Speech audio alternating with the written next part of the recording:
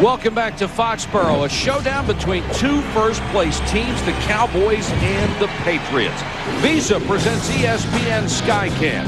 Innovative technology on ESPN, the worldwide leader in sports.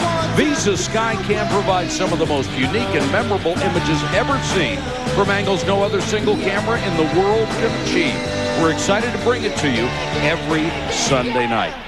And you can bet Skycam will give us a great look at the chess match between tonight's coaches. For the emotional side of their relationship, here's Susie. Mike, it's a soap opera type story that's dominated the headlines. Everyone trying to sort out how Bill Parcells and Bill Belichick could go from a highly successful professional relationship to a not so warm personal relationship. Intriguing? You bet. So follow along. They were together for 15 years. The relationship of head coach and assistant began with the Giants, where they won 2 Super Bowls. They were reunited in New England in 1996, a season that for Parcells and owner Robert Kraft was strained from the start. Parcells wanted complete control of personnel decisions, something Kraft refused to relinquish. They want you to cook the dinner. At least they ought to let you shop for some of the groceries. Okay? Despite that, they made it to the Super Bowl. But Parcells didn't fly home with the team, a message that his relationship with Kraft was permanently severed. Parcells took Belichick along with him to the Jets. After 3 years, Belichick had become a hot property. Parcells, ready for retirement, went to great lengths to ensure that the man he had groomed for years would be his successor in New York, as Parcells stayed on as director of football operations. Belichick was head coach of the Jets for a day. I just don't feel at this time that I can lead the Jets with the 100% conviction that I need to into the future, into the year 2000. A short time later, he was head coach in New England, to the delight of Robert Kraft, who was now willing to give his new coach total control, just as Parcells had demanded years before. The Jets were humiliated, and although Parcells may have understood Belichick's motivation, it was perceived as a double cross, compounded by a Super Bowl championship for Belichick and Kraft a year later. This was the pregame interaction between the two coaches. From our view, nothing. This doesn't even register as an acknowledgement. All week, both coaches took the high road. This certainly fuels the fire. They'll let their players do the talking for them.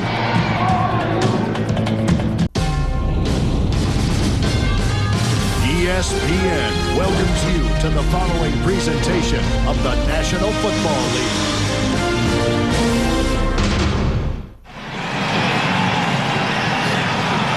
Bill Parcells has won 2 Super Bowls in a magnificent career. He would be in the Hall of Fame, except he keeps coming back to coach again. But 5 years after he's done, he'll be there.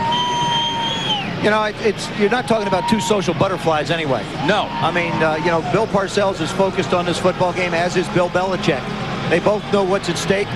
You don't want to get lost in this thing between the coaches and realize that these are 2 7-2 football teams. And, of course, with Miami winning, this game becomes equally as important for the Patriots. And as Paul McGuire said earlier in the week, neither one of them are going to make a tackle tonight.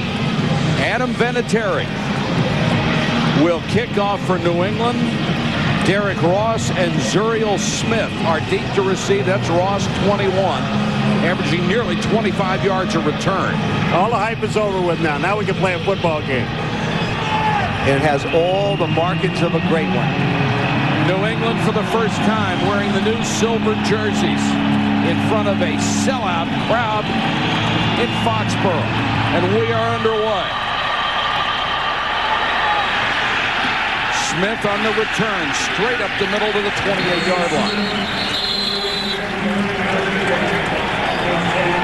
The Cowboys offense has a good run blocking line anchored by 7-time Pro Bowler Larry Allen. He's fighting injuries to stay in the lineup.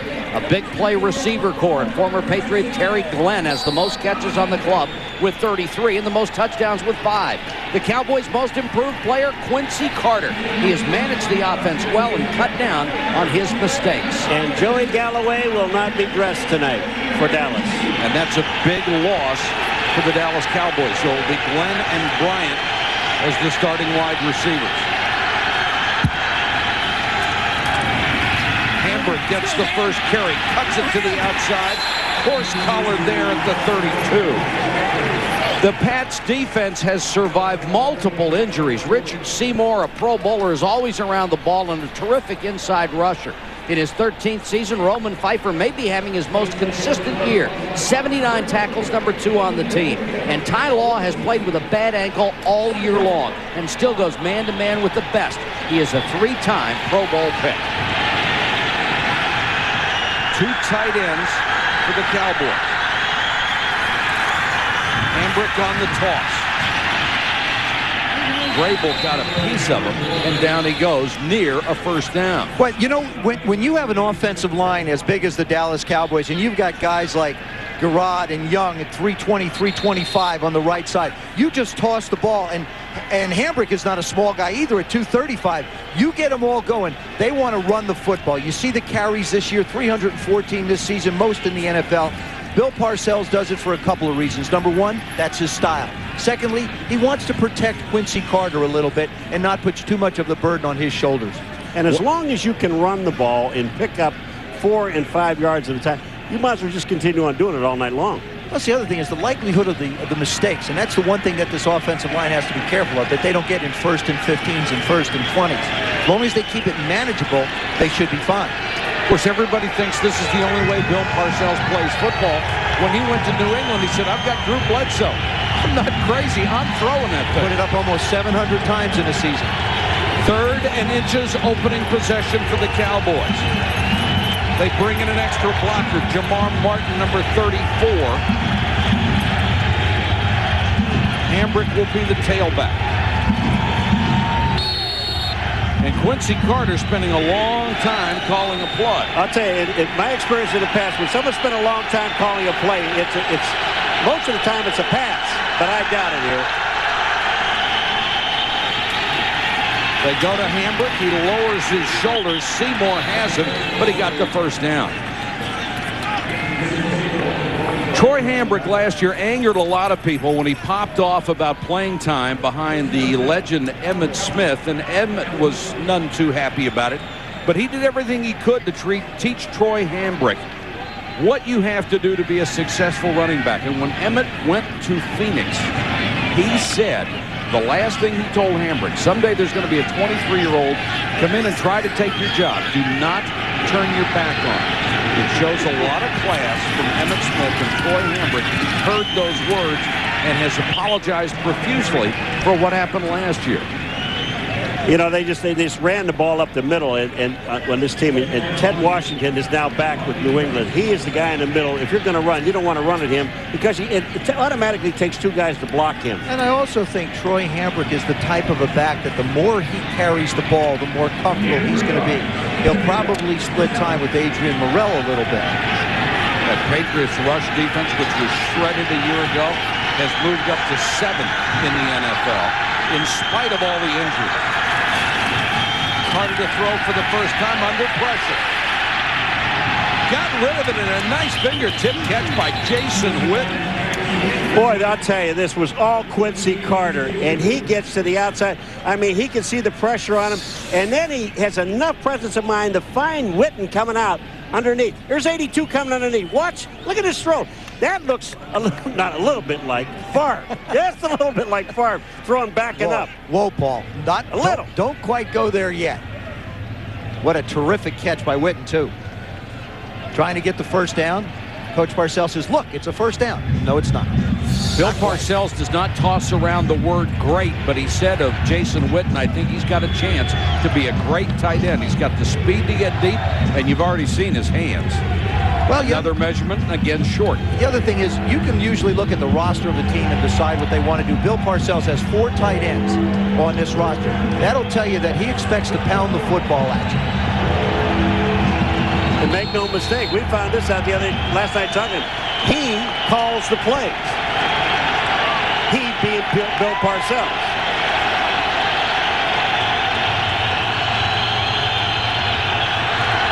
Quarterback keeper across midfield in the Patriots territory. Let's check in with Susie. Mike, given Bill Parcells' penchant for being hard on his quarterbacks, it was surprising to hear Quincy Carter say he's enjoying it. He explains his mom was that way, as well as his high school coach. He thrives on it. He gravitates toward it. He believes having someone on his back brings out the best in him.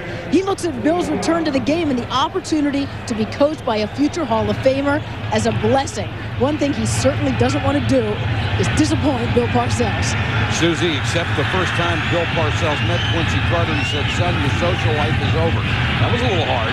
Hambrick. And Willie McGinnis got a piece of him, and Teddy Bruschi finished up. Joe, I think they're going to have a problem seriously trying to run wide on these guys. And the reason why they're going to do that, Willie McGinnis, you're going to see him at the end of the line. He'll be up on the line. Watch him stay out there. He gets out, beats the block, and makes the tackle. What is happening because of Quincy Carter bootlegging and running around? The defensive end on the side that he's going to come to, on both sides, they're staying home. So I think it's going to be difficult to get to the outside. And they've got Washington back off the injury list to play that nose tackle in a 3-4 alignment. 2nd and 11. End around Antonio Bryant, and Bryant only gets to the 48-yard line. Rodney Harrison, the big free agent pickup from San Diego, in on the stop. Rodney Harrison makes his play, but Vrabel actually sells himself inside. He's number 50, but watch Rodney Harrison. Look at him go with his feet. Man, I tell you, that is an outstanding play. He knows he hasn't got the speed to catch him, so he just takes a swipe at his leg, kicks one leg into the other, and knocks him down. Nice play. The 82nd tackle of the year for Rodney Harrison. He leads the club. Zuriel Smith, number 87, comes in as a third wide receiver on 3rd and 9.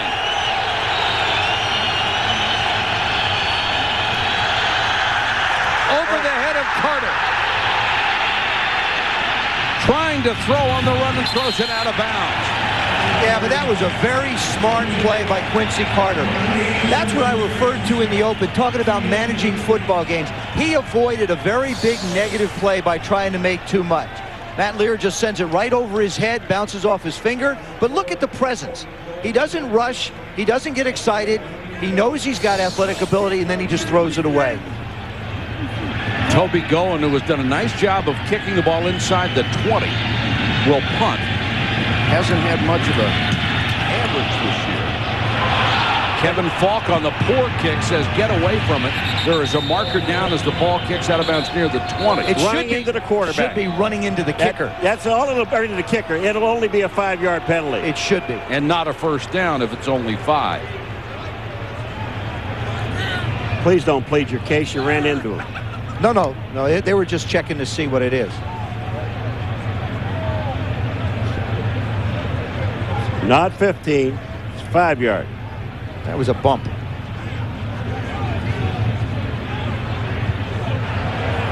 Running into the kicker, number 30. It's a 5-yard penalty. Remains 4th down. That's Gerard Cherry, the veteran special teams player. Well, they had a block on because they sent about 9 guys. Third most penalties in the NFL this year. Almost 9 per game. Bill Belichick has one bugaboo about his football team. It's the amount of penalties. Everything else is correctable. This has just been on all year. Falk waits inside the 10. Goen aims it high again. Falk comes up. Diving fair catch at the 20-yard line. Tom Brady and the Patriots offense will start from there when we come back to Foxborough.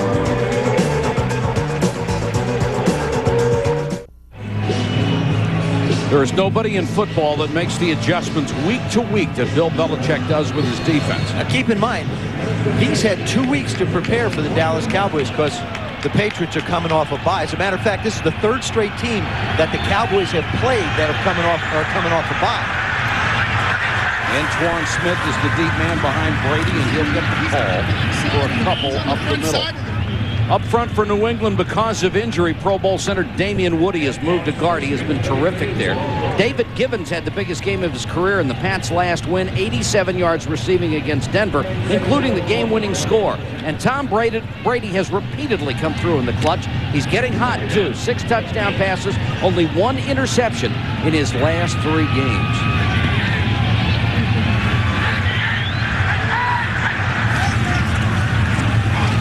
Roquan Smith off the left side, nailed Dat Win after he got a couple. For the Cowboys' #1 ranked defense, 3-time Pro Bowler Leroy Glover gets a great inside push. 3 years ago, he led the league in sacks. Dat Win, who you just saw, is playing at a Pro Bowl level. Undersized in the middle, he more than compensates with his effort and toughness. And an outstanding secondary led by 5-time Pro Bowl selection Darren Woodson. He is the Cowboys' all-time leading tackler. Kevin Falk will check in on 3rd and 6. If the Cowboys hold true to form, they should be blitzing here. They've done it all year, but they covered 4 this time. Brady to Falk in the flat. Needs 5 more yards and won't get it. Singleton, the free agent from Tampa Bay, with a sure tackle. That's what happens when you expect a team to blitz and they don't blitz and they put everybody else out in coverage. They only came with 4. And you only have 3 guys out on a route. The other thing is, the one thing that jumped out to me while I studied the film of the Dallas Cowboys defense is everybody on that defense tackles well. Their corners, their safeties, their linebackers. Zuriel Smith waits for Ken Walter's punt. Joey Galloway, in addition to being a starting wide receiver, has been a kick return. Walter has struggled all year. This is a poor kick and takes a bounce straight back at him. A 26-yard punt by the veteran. And Don Davis was downfield to down it before it did any more damage. The chess game between Parcells and Belichick continues. ESPN Sunday Night Football, brought to you by NikeGridiron.com. HP Technology Services and People help make more things more possible. And the next Ford F-150, built Ford tough. That's the USS Constitution, the warship completed in 1797, the oldest commissioned warship afloat. I know what it takes to repair my year-old boat. I'd hate to get the bill for that one. I was the executive officer on it. Paul served on that. 2 years. Cowboys true to form on that first drive. Out of 9 plays, they ran the ball 7 times. They'll start this drive with 2 tight ends, Witten and Campbell. Hambrick lowers the shoulder, ran into Seymour, bounced off, and gang tackle at the 48. When you look at the New England Patriots on defense, what they want to do is they're going to take away what they perceived and believed to be the most dangerous aspect of the Dallas Cowboy offense. In this case, I think without Joey Galloway on the field, it's Terry Glenn.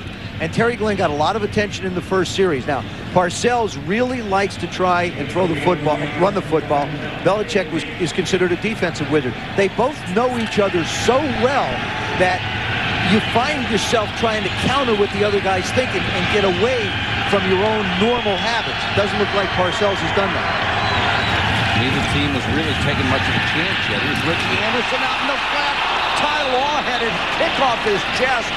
Nearly got it the second time, and he was right there if Richie Anderson had made the catch. Bobby Hamilton was right in Quincy Carter's face. Bobby Hamilton, number 91, on the right-hand side of your screen. Here he comes. He's in his face now. Quincy Carter threw that ball a little bit behind. Look at Ty Law. Almost makes the interception. Almost, it's impossible. He hits him in the face, then on the shoulder. Ball's in the air. No chance. As this game goes on, you're going to see Romeo Crennel, the defensive coordinator of the Patriots, start to throw a little bit more at Quincy Carter and make him stop and think and look. 3 wide receivers on 3rd and 8. Seymour from behind, and that one is thrown into the middle of the line. It hit a Patriot incomplete. Now they're going to say it hit one of the Cowboys. It hit an offensive lineman, Michael, and it doesn't make any difference. If it hits an offensive lineman, he's an eligible receiver, and it's a penalty. And they're standing right beside Ryan Young, number 75. He looked like the guy who got it in the back of the head. And he hasn't been playing a little bit, and I know he hasn't been working on his hands while he's been out. If he had to work on his neck. Tom White, our referee. Illegal touching of the forward pass. Offensive lineman. Pass interference. Defense, number 82. The penalty's all set. Replay 3rd down. Number who? 82. Right, here comes the pressure first. I didn't see 82, but here comes the pressure right up the middle. They just hold right inside. When they rush the passer, and that's Seymour, Richard Seymour. Look at this. He's there. There's with the ball. Hits him right in the rump.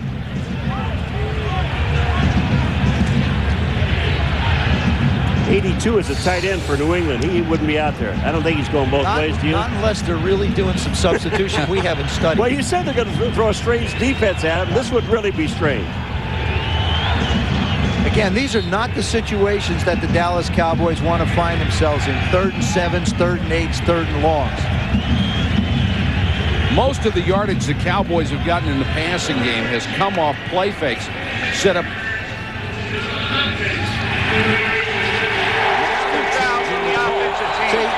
They called it on an offensive player. Jason Witten, number 82. 2 offensive penalties. And that's loss of down. Bill Parcells getting an explanation. So they got the 82 right, but the uniform color was wrong. Well, you know, the Patriots have switched to silver, so they're a little bit closer to the Cowboy blue. Goen will punt. And Kevin Falk waits outside his 10. Should quick try to kick it short and just kick it out of bounds and kick it hard. Hey. Falk at the 14. A little seam, took it up to the 24. 10-yard return after a punt of 37. Scoreless first quarter in Foxborough between two 7-2 teams.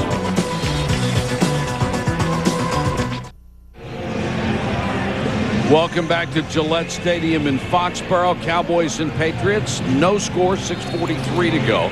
First quarter, Patriots with the ball for the second time. They'll start from their own 25-yard line.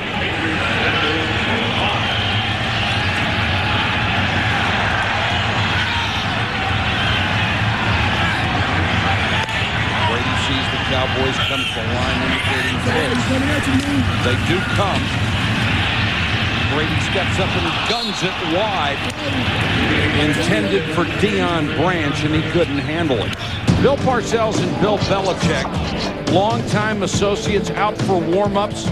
Parcells looking toward the sideline. Belichick glancing in his direction. Neither acknowledged the other. Could have said, "You want some gum?"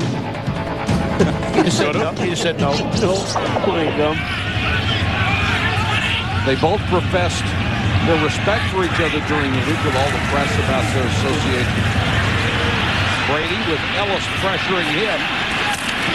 Gets it out to Christian Fourier, and he crosses the 30. See, what you saw just on that play, Charlie Wise, the offensive coordinator of the New England Patriots, he was also a part of that staff, and he told me on Friday, he said, you know, the situation is Bill knows me very well. I know him. Now I have to think about what I want to call. I have to get out of my routine a little bit going against Parcells and his defense.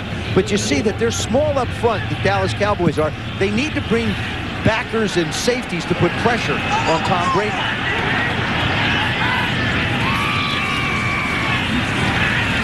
Brady rifles this one to Fourier. First down up at the 41-yard line. Well, I'll tell you, this is an excellent throw and catch. Fourier is in the middle of the field, and that's where basically everything is open. When you're blitzing and things are happening, they're going man-to-man, but look in the middle of the field. Look at Fourier. He is wide open in the middle. Boy, that thing got there in a hurry, didn't it? Oh, did it ever. Al Singleton is a guy who made a tackle, and that's another one of the guys that Parcells says he likes on defense.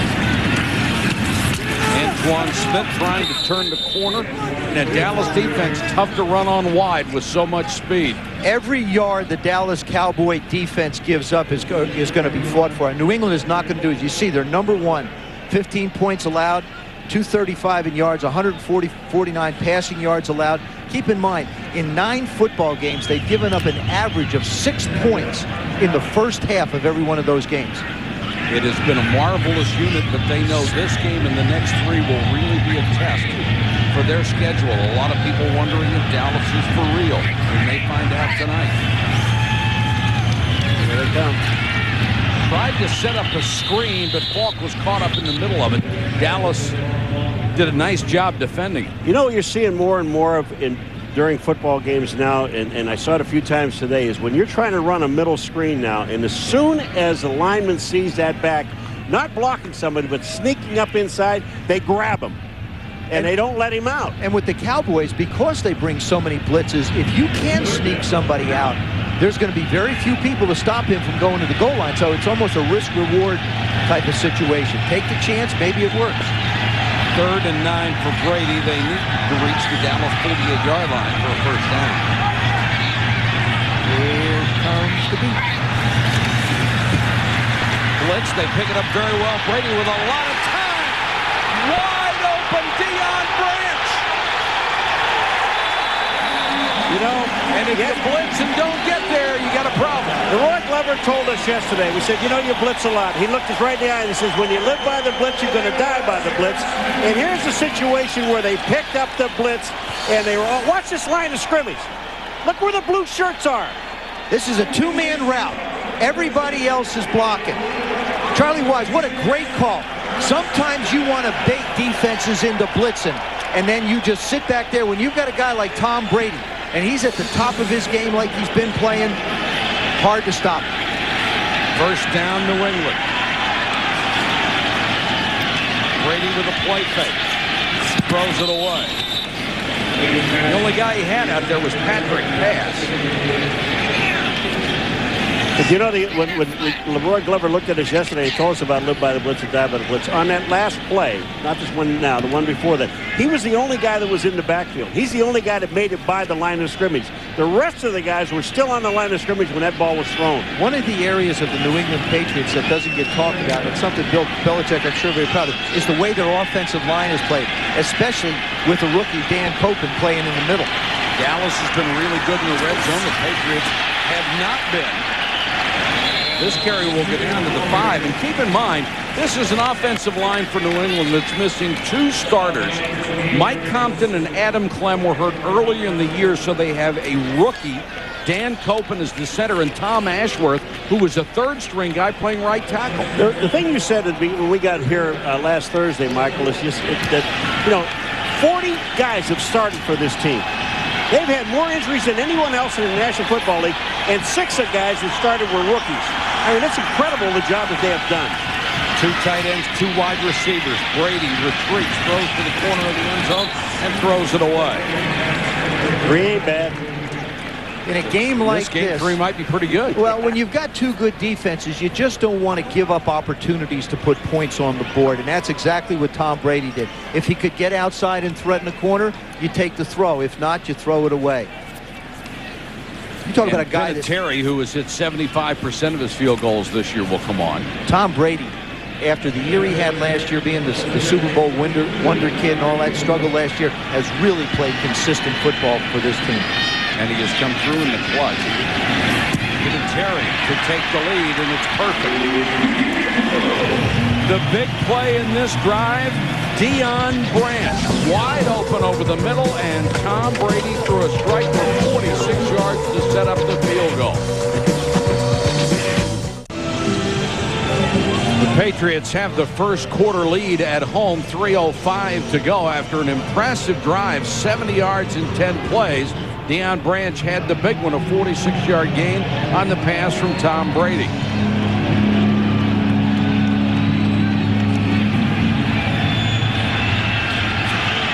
Derek Ross at the 9. Flag is down as Ross spins to the outside, taken out of bounds at the 30. And now we'll check the marker with referee Tom White. There's 3 flags on the field. Everybody saw the same thing. They all picked him up and threw him into one little pile. You're right. All 3 officials told him the same thing, and I'm imagining it's the same person.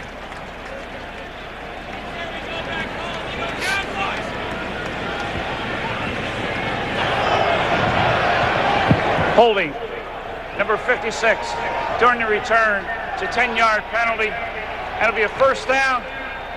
Timeout.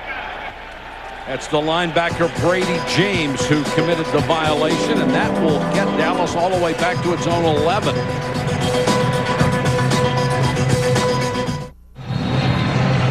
It's Sunday night, and we're in New England, where the Patriots lead the Cowboys 3-0. Dallas has been true to its form. They have run the ball most of the time. In fact, 2/3. And haven't done much with it. Carter, short drop to throw on first down. And throws out to his tight end. Battle battling for yardage across the 20 to the 21 goes Dan Campbell. Let's go to Susan. Well, Mike, you guys mentioned it in the first series. Bill Belichick's game plan is to shut down the opposing team's top star. For the Dallas Cowboys, it's been Terry Glenn. Bill Parcells transforming him from an unwanted entity to their most productive pass catcher, but not so far. The Patriots taking turns shutting him down, from Tyrone Poole to Ty Law, Willie McGinnis, and then the rookie Eugene Wilson. Terry Glenn has not been able to get going tonight. And Susie, he said he couldn't wait to get back here because he hates everything about New England. Carter throwing on a run to Hambrick.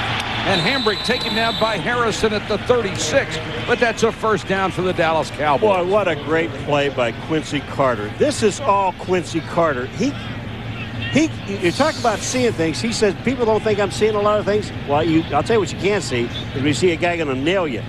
McGinnis right there. Now just watch what he does. He throws back against his body. Look at this throw that he makes, Joe. And this is a perfect spiral. Bang! You can't throw any better than that. But he also sees, like you said, Bob, he sees everything in front of him, so he's not worried about an off linebacker picking it off. Richie Anderson is the man in motion. He'll lead to Hambrick. Hambrick cuts it back and is taken down by Harrison at the 38-yard line. Harrison almost the exact kind of player that Lawyer Malloy was for so long here. The great strong safety was released only 5 days before the season started and caused such a controversy. And the guy that's playing his position, Eugene Wilson, came here as a second-round pick as a corner. And Bill Belichick said very simply, I asked him, why is Eugene playing safety? He said, because I didn't want him standing next to me. He's one of my best players, and I wanted him on the field. First time they told him he was moving to safety, he says, I thought it was a joke, but nobody else was laughing. Here comes the blitz. Draw play. Stuffed back at the 35. Oh, Richard Seymour was there and had a lot of help. Bruschi was in the pile. Watch 93, Richard Seymour. Bang, he makes a move back to the inside. There's just no chance of anybody blocking him. And that's Larry Allen. We're talking about one of the best guards in the game. And that's the other thing about the New England defense is you can put Seymour on the nose, you can put Ted Washington on the nose, you can put Dan Klecko on the nose, and you almost wind up with a 100-pound differential going from Williams to Klecko with Seymour in the middle. Bill Belichick has built a very versatile defense. Carter under pressure again, steps up, takes off. Spins to the 41-yard line, not enough for the first down. And taken down by Roman Pfeiffer, the outside linebacker. A rapid first quarter here at Gillette Stadium in Foxborough. And it's 3-0 Pats. The expectations are simple. The expectation is high. They both got a knack for putting teams together, putting schemes together to win. You have to be a genius to do that.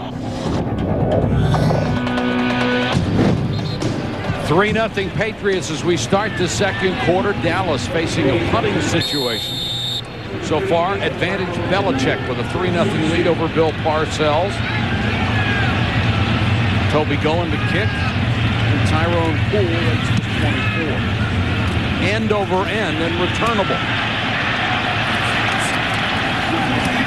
To the 31-32 line, a 9-yard return.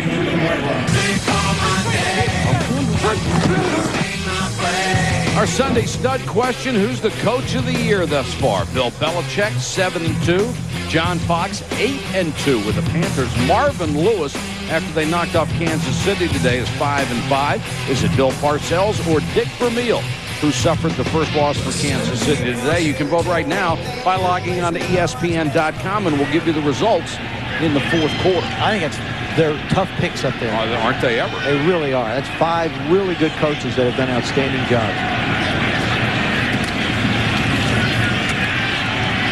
Brady to time, double pumps and then throws complete. A flag is down after Gibbons caught the ball.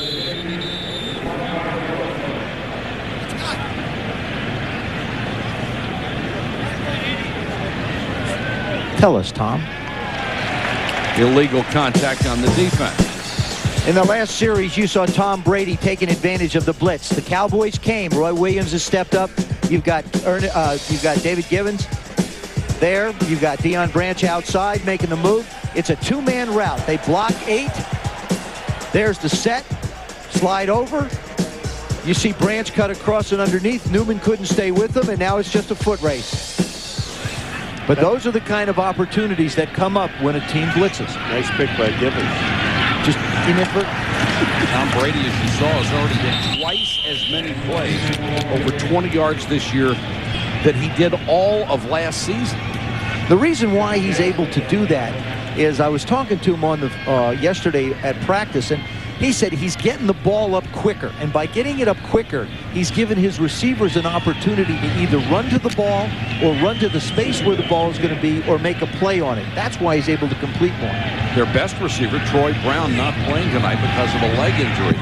But this team, if anybody's been able to, has been able to adjust to injuries. Brady, short hops one in there that time to Deion Branch. Let's go to Susie. Well, Mike, I was talking to Charlie Weiss before the game, the Patriots offensive coordinator, and he said the most important thing is not to overcoach. Too many coaches force their own ego on the game plan, but with the relative inexperience and all the injuries to the receiving corps, the number one thing is that the kids just need to know what's going on. That's first and foremost. He said you won't notice a difference without David Patton and without Troy Brown, that it's going to be seamless tonight. And that's a marvelous thing to watch, Susie, how they are able to manage that, losing their star players on both sides of the ball. It's a remarkable 7-2. And this one is another strike to Branch. He followed but hung on. That's the second week in a row. They had this happen against the Denver Broncos. This goes right through Kevin Falk's hands, number 33.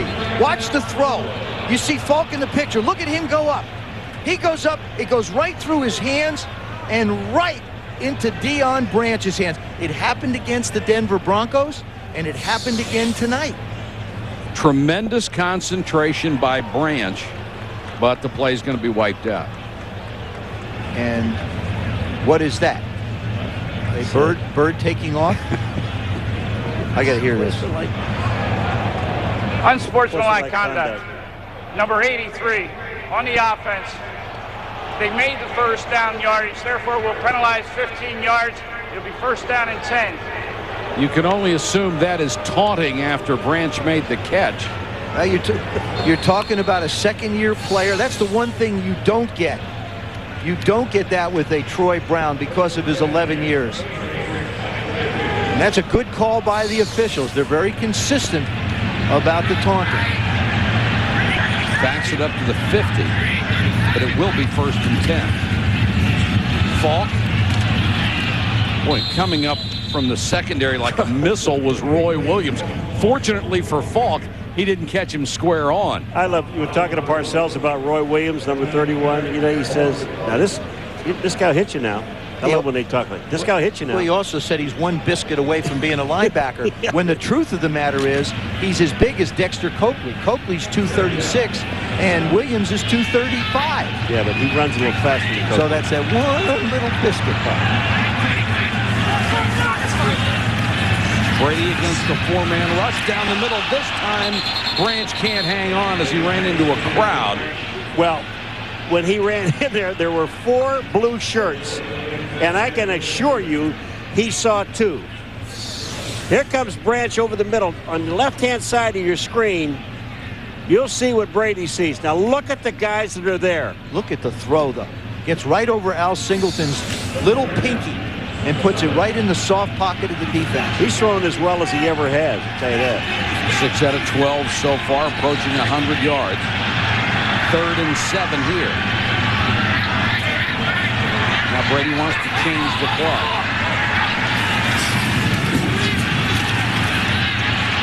Has time and goes deep, up for grabs down the sideline, intercepted by Newman, but out of bounds. You know what's amazing about Dallas's defense, Joe, and I know they blitz a lot on 3rd down, but they're playing the basic 4-3-4 defense. Yeah. On, you know, they don't care. Look at this play. Look at this play here by Newman, going up in the air. Well, he's out of bounds, but that is an athletic move. Well, that's why he was Dallas's #1 pick out of K-State. And, you know, of course, Bill Parcells made him his water boy during training camp, and that's just to let the world know that Bill's in charge. He was the Thorpe Award winner for the best defensive back in the country, and a lot of scouts rated him as the best pick in the draft. Dallas got him number 5 overall. Zuriel Smith back to the punt, backs away from it, and it takes a nice New England bounce. It'll be down inside the 10-yard line. A punt of 41, touched by Matt Chatham. 12:19 to go in the first half. A strategic defensive battle so far.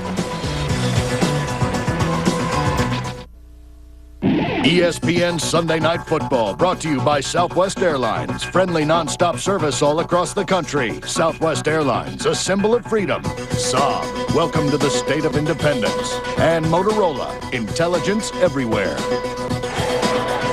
Back at this beautiful stadium, Robert Kraft, the owner, spent $325 million of his own money on this complex. Said it was tougher getting this built than it was winning a Super Bowl. Now he's done both.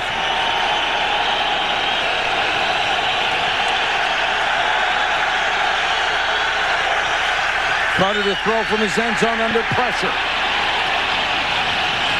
Still looking, and throws complete to Bryant up at the 13-yard line.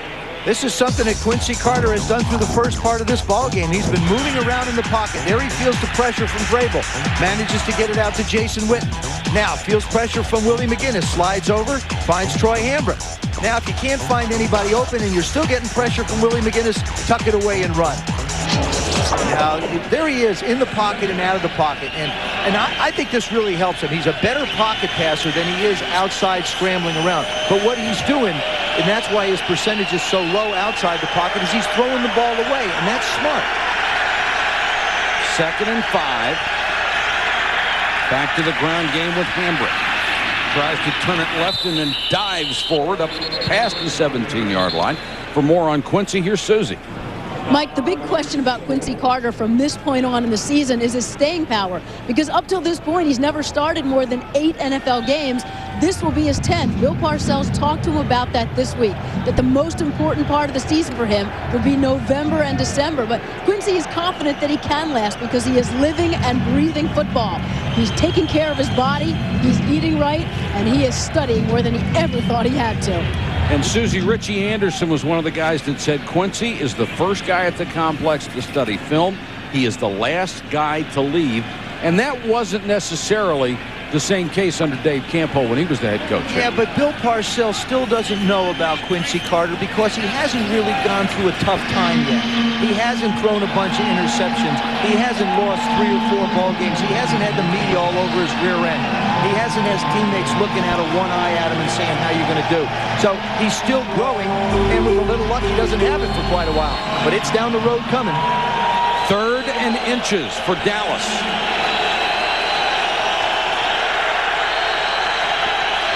Quarterback keeper, and they should have the first down. Yeah, I really love this play. Oh, you know, that's because you never played quarterback. Hey, I did when I was in grade school. Yeah, the reason I like this play is because there's no other handoff. You don't have to go all the way back to the guy in the backfield. Right. You don't. The defensive line can't blow you up. Watch what Quincy Carter does. He stops for a second, lets the center make his block, and then just slides in the hole. All you need is, what, about 8 inches? And that's the biggest key, is you've got to allow the line to make a block so you can find a crease. I used to get knocked backwards all the time when I did that. He got knocked dizzy, too. We had Too Tall Jones and Harvey Martin hit him too many times. Carter out in the flat to Richie Anderson, who's always been a tremendous pass receiver out of the backfield. And when you see coaches go to a different franchise like Bill Parcells has moved, all the time they go back to their past, and Richie Anderson played for Bill Parcells with the Jets. He knows what he's going to get out of Richie Anderson. He fills a specific need, and he brings him to Dallas. Yeah, sitting next to him last night, I'm looking at his hands.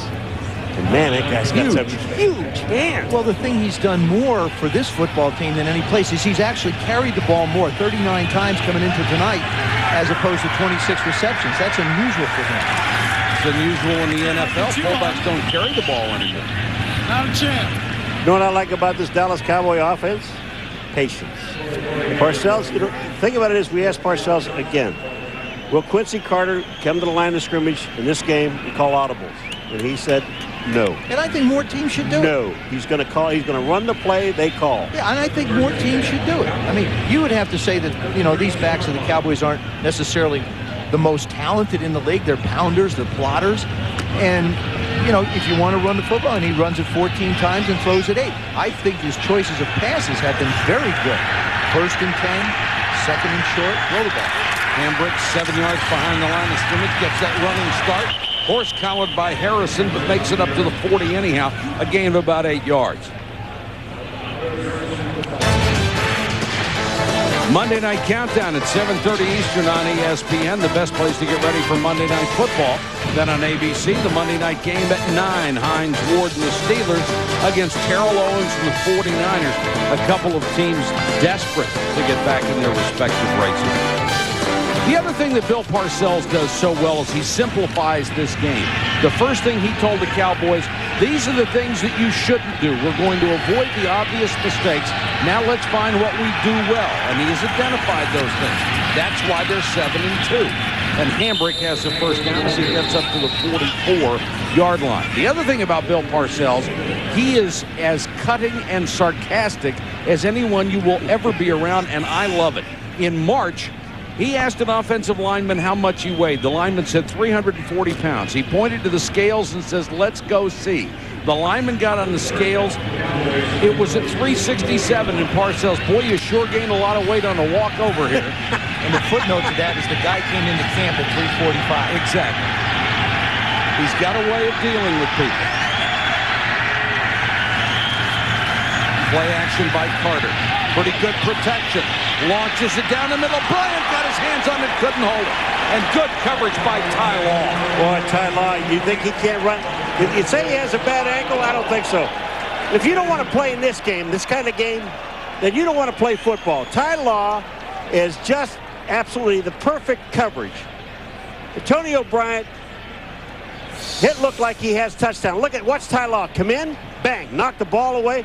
Boy, is that timing and that speed. Keep in mind, Antonio Bryant is starting tonight because Joey Galloway's got the ham, and Zuriel Smith is returning punts because Joey Galloway usually does that as well. Ty Law is still one of the best.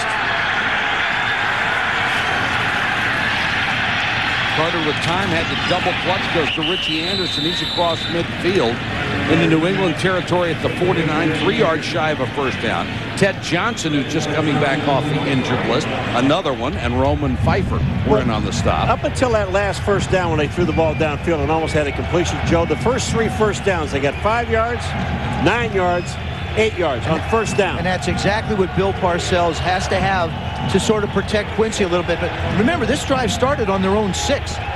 This is, or 8. This is a very impressive drive, even if it doesn't go any further from here. 3rd and 3.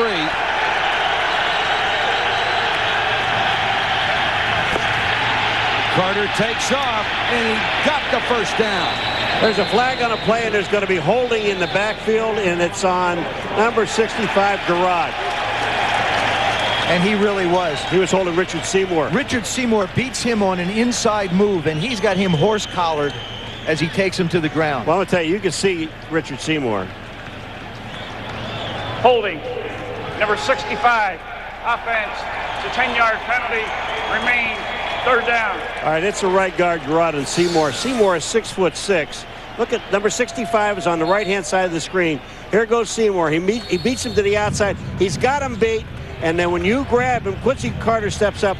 The referee is the man who makes this call because he can see it from the back. Look at the holding. That is holding. And that's just as good as a sack for a defensive lineman. Bill Parcells did not care for the call or did not care for the play by Garrod. Especially on 3rd and short. Now they got 3rd and 13.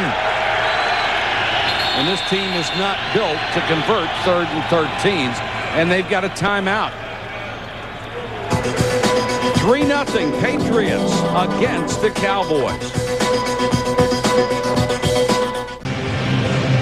So far, the Patriots tossing a shutout at Bill Parcells and the Dallas Cowboys, and Dallas will be facing a 3rd and 13. Big thing here, 3rd and 3 or less, they convert all 3 of them. The other 3 they've had after 4 yards, they've not been able to get the first down.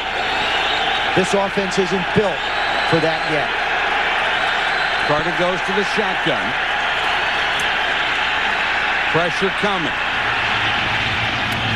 And throws complete to the 39-yard line. A bullet to Bryant. How good is this? How good is this? This young man steps up. He reads the blitz coming to his outside.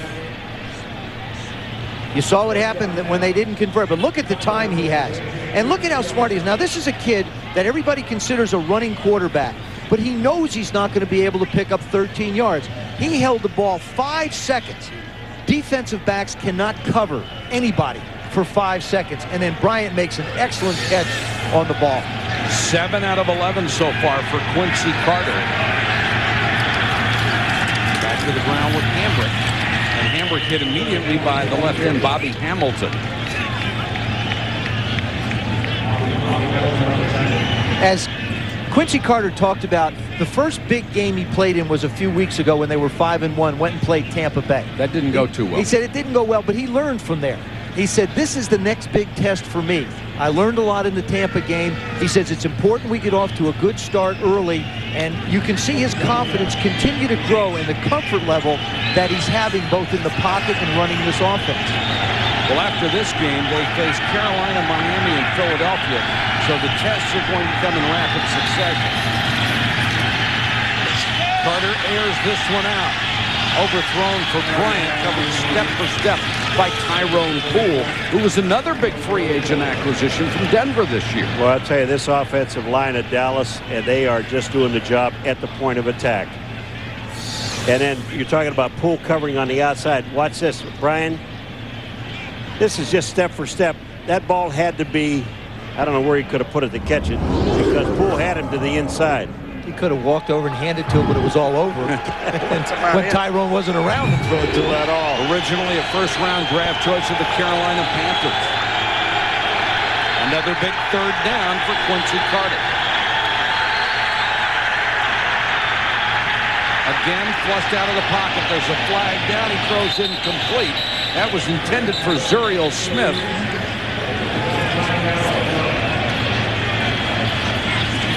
See, now, if you're the New England Patriots, you cannot commit a stupid foul here like a face mask penalty. I mean, that's just 3rd and 10. You've got them where you want them. They're out of field goal range. You're running down towards the end of the half. Well, that's something against the Cowboys.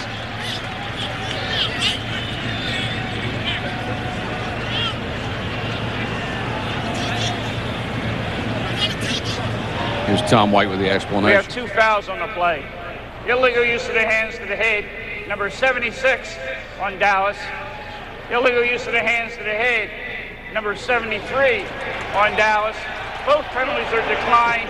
4th down. That's both guys on the left-hand side. Flozell Adams, 76, Larry Allen, 73. They must learn that technique together. Well, you know, that's the second time they've had double penalties on their offense. Yeah, but the same penalty against the guys standing next to each other. And did you see the shot of Bill Belichick? He said, who said we declined it? That's right. He might take it. Because right now you're looking at maybe a 60-yard field goal attempt by Cundiff. Now, remember, he's hit 3 out of 4. Or going for it. Excuse me, 54-yard. The announcement, New England has changed their mind and intended to accept the illegal use of the hands. Number 73 is declined. Number 76 is accepted. 3rd down, 10-yard penalty. Let me say this. I don't necessarily think that Tom White said it correctly. New England doesn't get a chance to change their mind. Well, they never accepted or declined before. Thank you. And I think that's what should have been reported by the officials, that no decision had been made. Now they get the penalty. You don't change your mind. Let's just say yes or no. Mr. Know-It-All, tell me why Larry didn't get called. They chose Flozell. Because Flozell was a little bit further behind. So Larry's been to 7 Pro Bowls. Larry's much bigger than all of us. The old guru. There's an old adage about quarterbacks.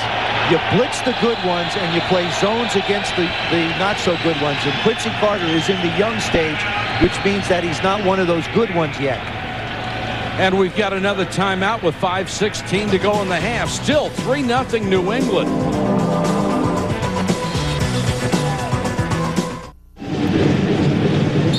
The The Cowboys, as usual, controlling the time of possession because of the way they run the ball. So far, it has not paid off in any points for them. And they face another 3rd and long here, in spite of the disparity in time.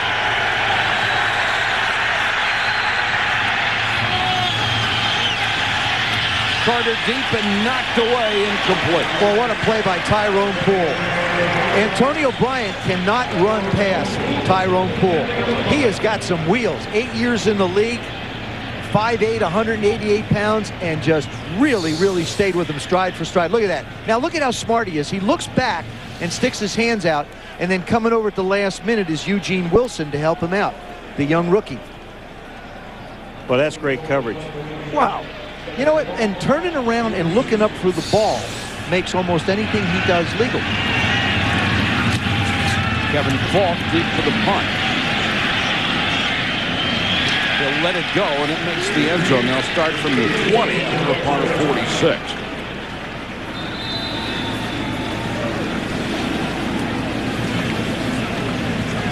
A game of field position and 1 field goal so far. 3-0 New England.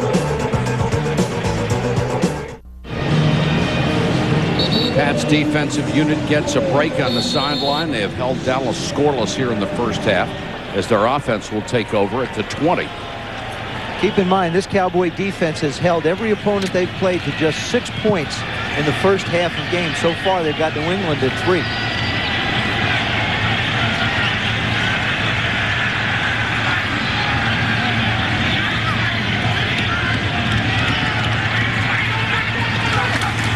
Antoine Smith as they try to establish a running game, pushing the pile up to the 25-yard line. If you just joined us, you have only missed one big play, and that was Brady with a 46-yard strike to Deion Branch, who was wide open, and that set up the game's only score, an Adam Vinatieri field goal. Mike, you talk about not much action in the opponent's territory between these two teams. Only 3 of 50 snaps were inside the 40-yard line of the other team. Think about that. Field position. Both coaches are very good at playing close to the vest in a game like that. And first up the middle this time by Antoine Smith. Well, at that time, Darren Woodson comes right up the middle and doesn't get the play that they're looking for. Normally when they blitz, the Cowboys will blitz for 2 reasons. One, to put pressure on the quarterback. The other, to stop the run. That time, Antoine Smith did a really nice job of avoiding the contact.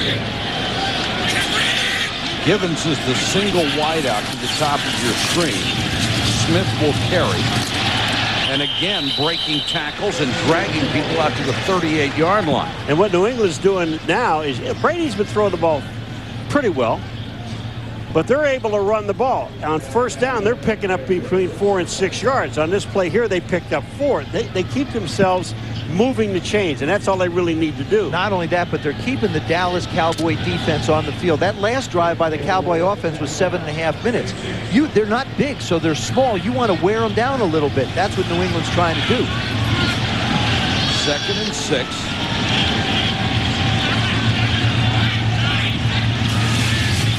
Brady wants to go play action this time under pressure. Steps to his right and dropped. David Graham was open. The perfect throw by Brady, and Graham couldn't hold it. You can't throw the ball any better than Brady just did. Well, he hits Graham right in the hands. When you don't have Troy Brown available, you have to get more production out of your tight ends. Christian Fourier is one. Daniel Graham is the other. Their #1 pick from a year ago. He's got it, and he's just fighting it. He's got 27 catches. That would have been his 28. And that play really hurts because they set it up so well running the ball and only one wide receiver, then they get the tight end out. Well, you're against the #1 defense in football, so every drop is magnified. Dallas, they've got 10 guys up on the line of scrimmage. And here come most of them. Brady unloads. And caught down at the 30. David Givens, 10 to the 5. There's a flag on the play, and it's against Dallas. It's probably going to be roughing the quarterback. It is, and that'll be tacked on to the end of the play. I don't know how many guys they blitz. It looked like 15, but they didn't get there in time. Only 9. They had 10 on the line of scrimmage, but I'll tell you what, they sent downfield, and Givens is there. Terrence Newman is the rookie. Look at this. He got man-to-man coverage downfield because of the blitz. David Givens does a great job of coming back to the ball. Take a look at this. David Givens does a terrific job of finding the ball, but Tom Brady just throws it up in the air for him to get it. The guy that made this all happen was Joe Andruzzi, the right guard, number 63. He blocks on Will Blades, 99. Then he picks up the blitzing secondary guy and allows Tom Brady to slide a little bit left to make the play. And now check out the lead blocker for Antoine Smith. It's Dan Klecko, the rookie defensive lineman.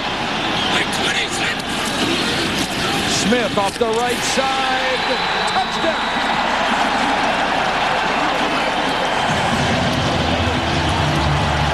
You know, when you said Dan Klecko in the backfield, I mean, you talk about getting off on the snap. He looked like a back. You know, most big guys in defense. Watch number 90. Look how fast he gets into the hole.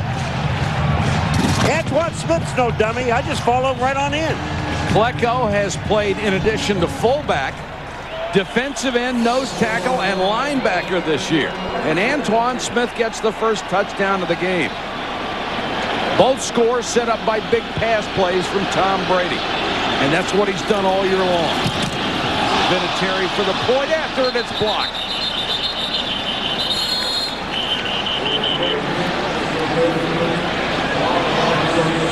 The first miss extra point of the year for Adam Vinatieri, and that means it's 9-0. Boy, you take a look at if this is on Vinatieri, the ball has to come out. Here, the hole is there. The ball is set down perfectly. He hits the ground before, but look at the guys up in the air. Number 76, is that Flozell Adams? It is. Yeah, when you hit a guy in the armpit, it's not high. That's not high. But Tom Brady, we said he'd have opportunities for big plays. He had one to Deion Branch. Now look at the guy in the middle. Right there, you're going to see David Givens just take off and run right up the field. They do a terrific job of blocking. All he does is run. Tom Brady does an excellent job of just hanging the ball up. Let him go make a play on it, and then let Terrence Newman try and bring him down and catch him.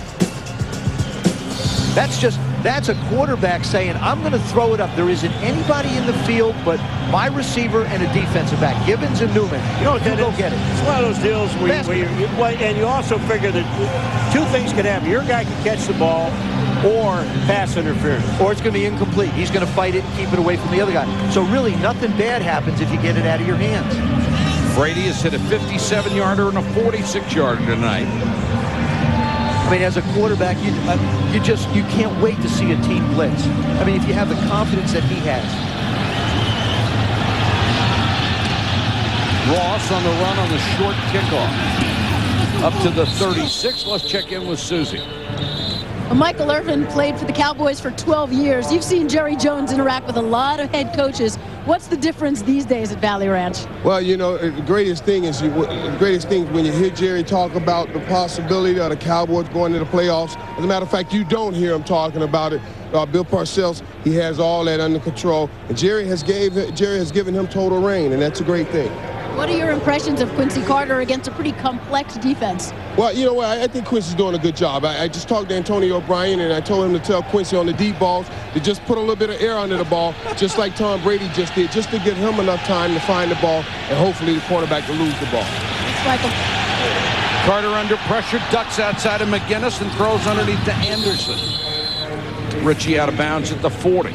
The same thing we've seen out of Quincy Carter all night is just good pocket presence. He feels the pressure, he slides around and makes the throw. Watch this, here comes the pressure, steps up, doesn't like what he sees. Again, Willie McGinnis just playing terrific. Now he gets it outside to Richie Anderson. And I don't agree with Michael Irvin. That's coming from a wide receiver. Right. Michael says, just throw it up to me somewhere in the area, I'll go get it. I think the deep balls that Quincy has thrown have been right where they're supposed to be. Tyrone Poole's done a great job of defending. Anderson with a carry. Flag is down as he dives to the 45-yard line. Well, there's another guy we had on the show Joe disagreed with. Sorry. But he's a receiver. Hey, let's get some more guests down there. Michael's always going to say, throw it, I'll go get it. I mean, as a quarterback, you can't count on that all the time. And this one will come back. The 2-minute warning officially comes at 1:57. And wouldn't you guys agree that there is no comparison between Quincy Carter this year and Quincy Carter last year? Number 73, offense. It's a 10-yard penalty. Remains. Second down. Timeout. 2-minute warning. All right, we'll get the answer to that question when we come back. 1:57 to go in the half.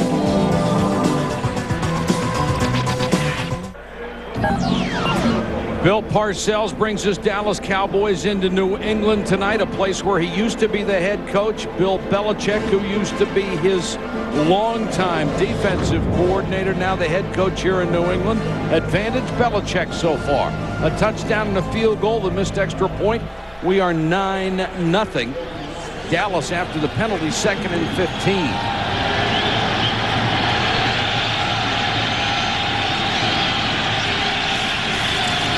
Three-man rush against Carter.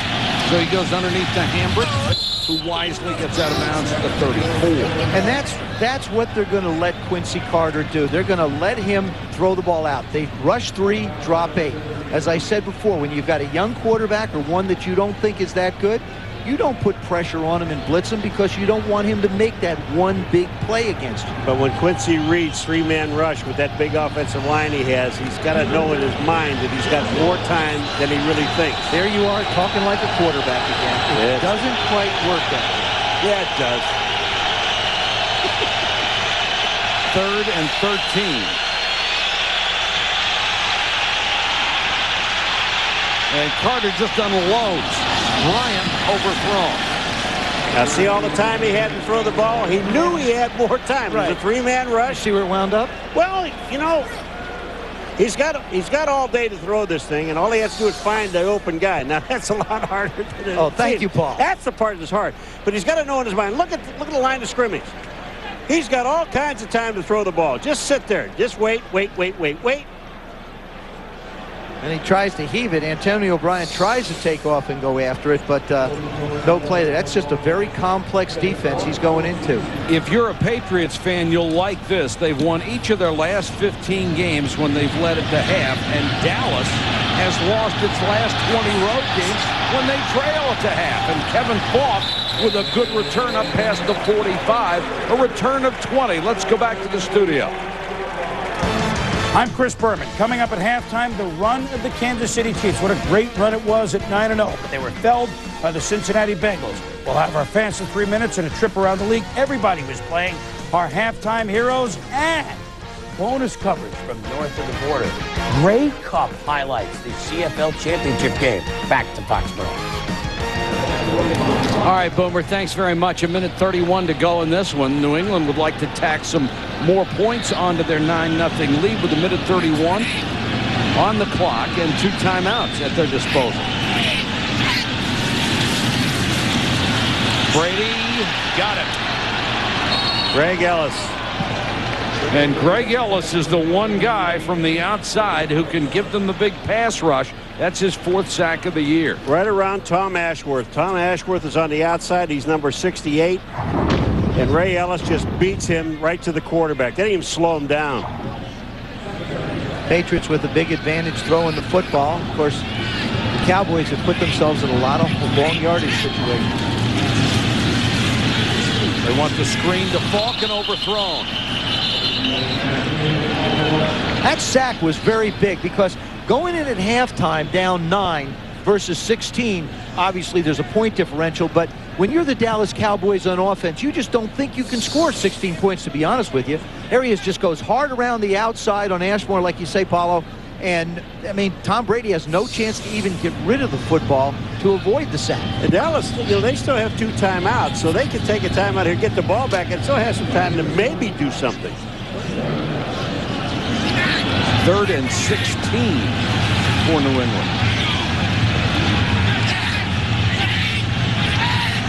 Oh, no, now you're outside. Looked like Obagu jumped offside. Free play for Brady. Can't do anything with it. And the ball comes out after he's down. Well, you know, that you don't have a whole lot of back. Yeah, you don't have a whole lot of time, but you would have been able to get the ball back, and Obagu just goes offside. 3rd down and 10, you have a lot more plays to choose from on the play sheet that Charlie Wise has, as opposed to 3rd and 15. Defense, number 92, the 5-yard penalty remains 3rd down. Well, Tom White said number 92, but it was number 90 Obagu. Where do they get these numbers? They don't even have a 92. I don't either. Talking to Bill Belichick on Friday, he said something that jumped out. He said, don't let the Dallas Cowboys play the game the way they want to. I want them to play the game the way we want to. Right now, he's forcing them into long yardage situations. He's hitting the big plays. Right now, the Pats are dictating.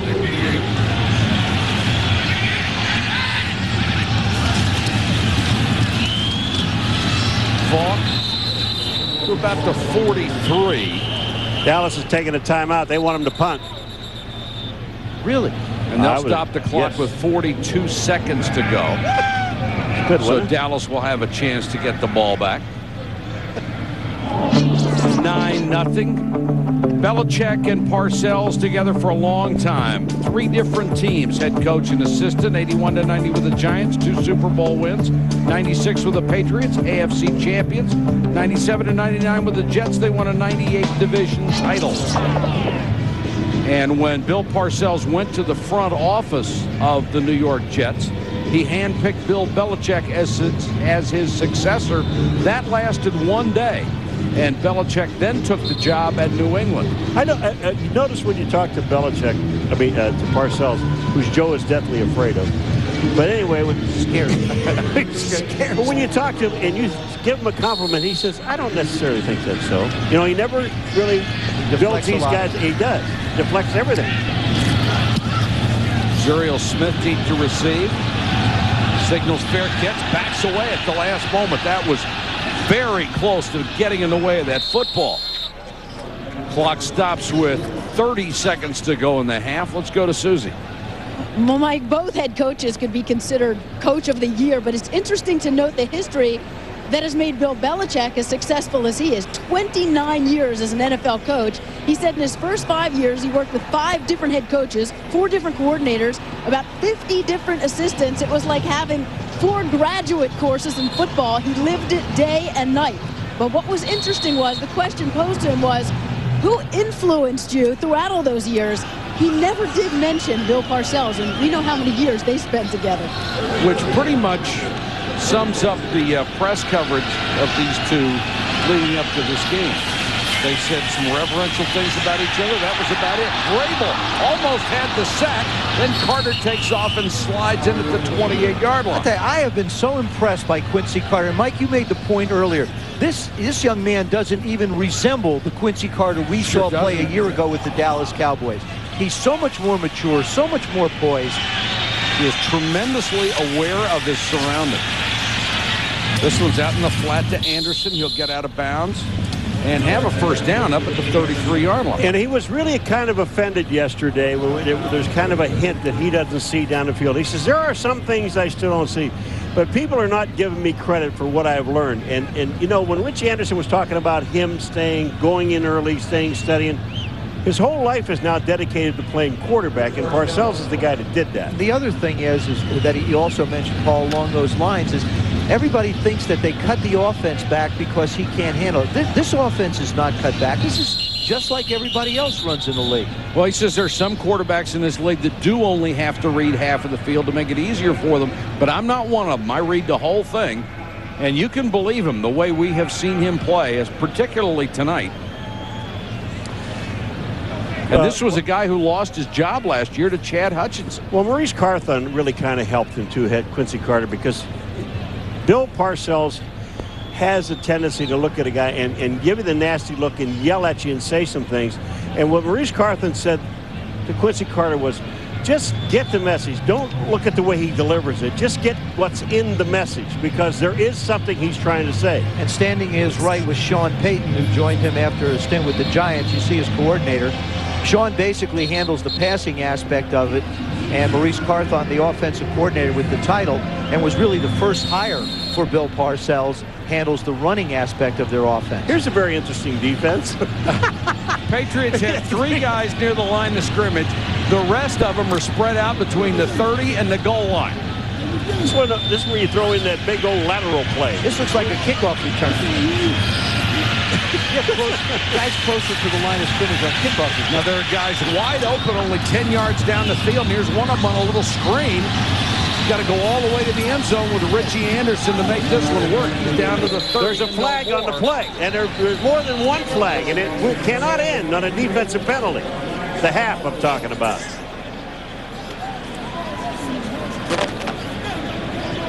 If this should be against New England, what a huge break it would be for the Cowboys. No, it's against Dallas. Holding, number 89, offense. Penalties decline. That's the end of the first half. Hey, you see all these guys back? For the Cowboys as we get ready to start the third quarter. It's like 4th of July here. We've seen some fireworks in this game. A couple of big plays out of New England. The Cowboys need to find something.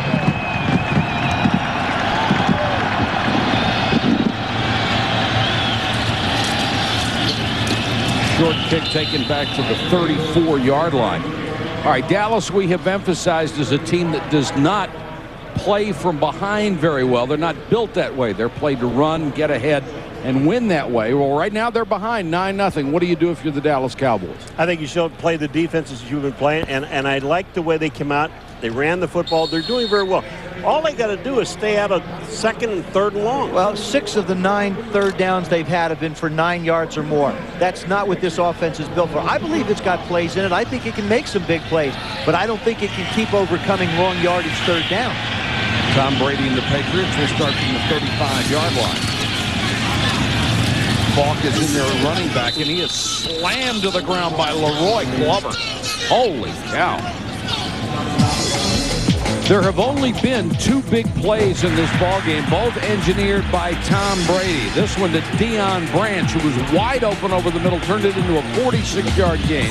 That set up the field goal. And then Gibbons on the jump ball downfield. That set up the only touchdown of the ballgame. And the thing that was impressive to me, but from a New England standpoint, is the plays. But Terrence Newman, the corner, makes tackles on those things and can just flat run.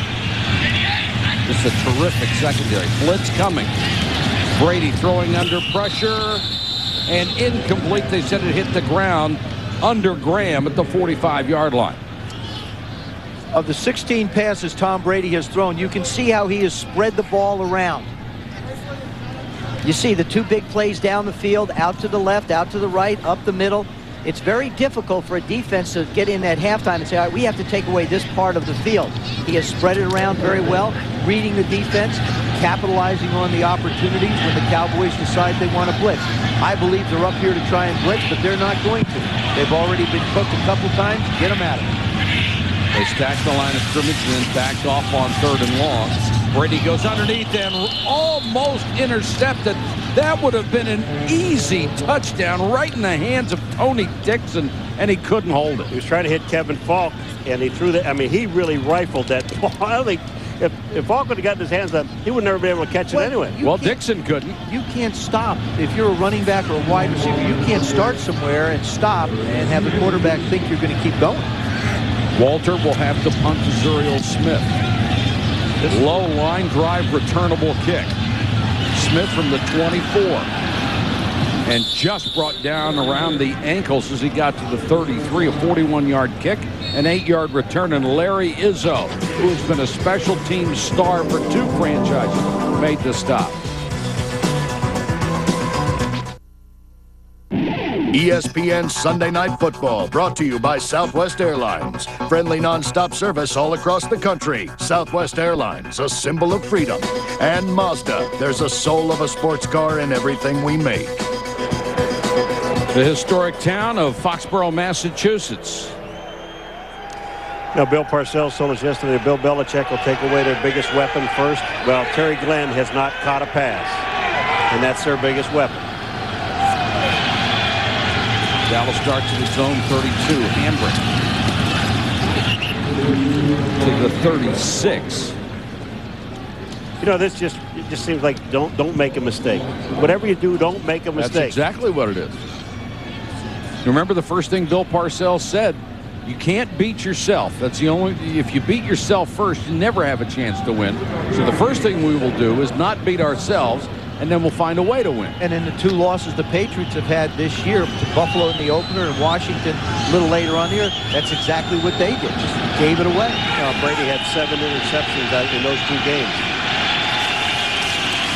Carter play action. McGinnis can't get it. And Quincy Carter throws a strike to Bryant right through his hand. Let's go to Susie. Well, this game is so much about relationships. Patriots owner Robert Kraft is good friends with Cowboys owner Jerry Jones. When you both had the same head coach, what kind of stories do you share over dinner last night? Well, we talked about other. We have very close families.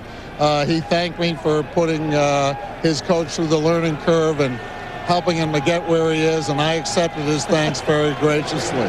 But Jerry helped us a lot when we came into the league, and has been a great friend and a great partner in the NFL. Is the winner of this one by the next dinner? Absolutely, absolutely, yeah. Our families have had many dinners together. And this is what it's about, prime time, Sunday night, winning championships, having a new stadium, and we want to thank our fans for their 99th straight sellout. They've been great to us, and we learned a lot from the Jones family. You guys are both so TV savvy. Can you have fun with all of the storylines going into this game, particularly about the coaches? That's what it's about, and the passionate fan on a Sunday night when these people have to go to work, and all the fans viewing here throughout the country, we're going to get you double-digit ratings, and that's what you want. It's great, and both coaches are great for this game. You know TV, thanks. Okay, thank you. Thank you, Bob. Dallas, 4th and inches. They will punt it away. Kevin Falk signals fair catch and makes it at the 25, a 33-yard punt and no return. New England leads by 9.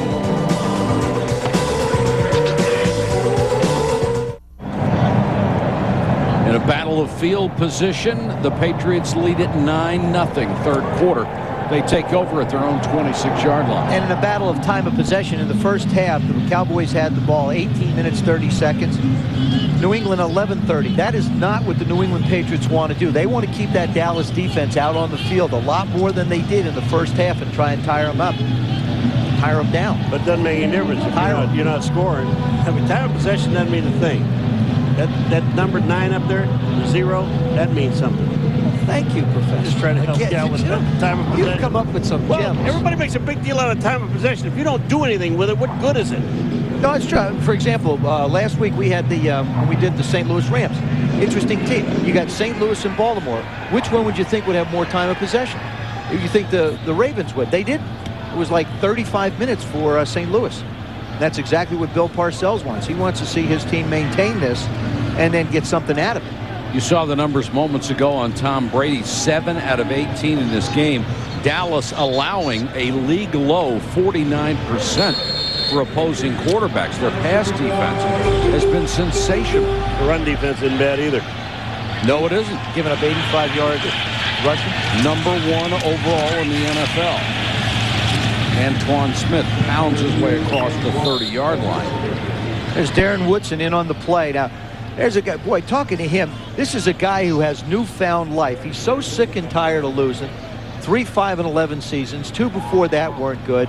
And when he found out that Bill Parcells might be his coach, he said he was ecstatic to know that someone of that caliber would be coming and hopefully coaching the Cowboys. And he's pretty happy about the other guys they put in the secondary, too.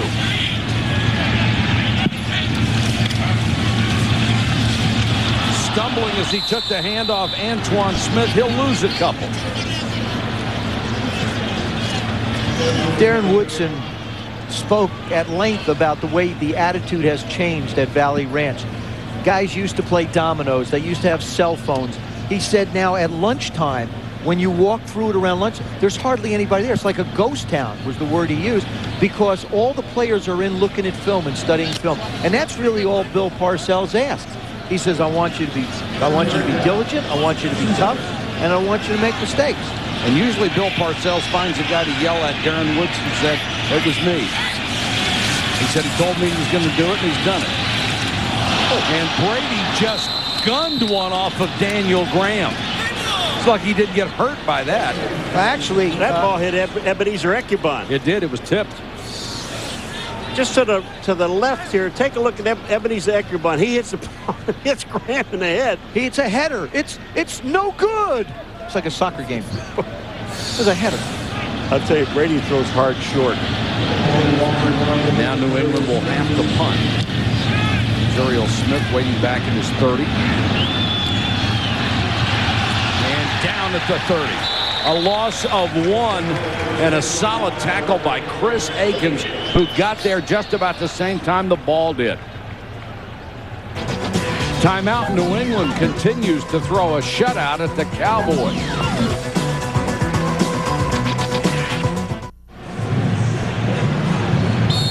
Cowboys will take over at their own 30, trailing 9-0.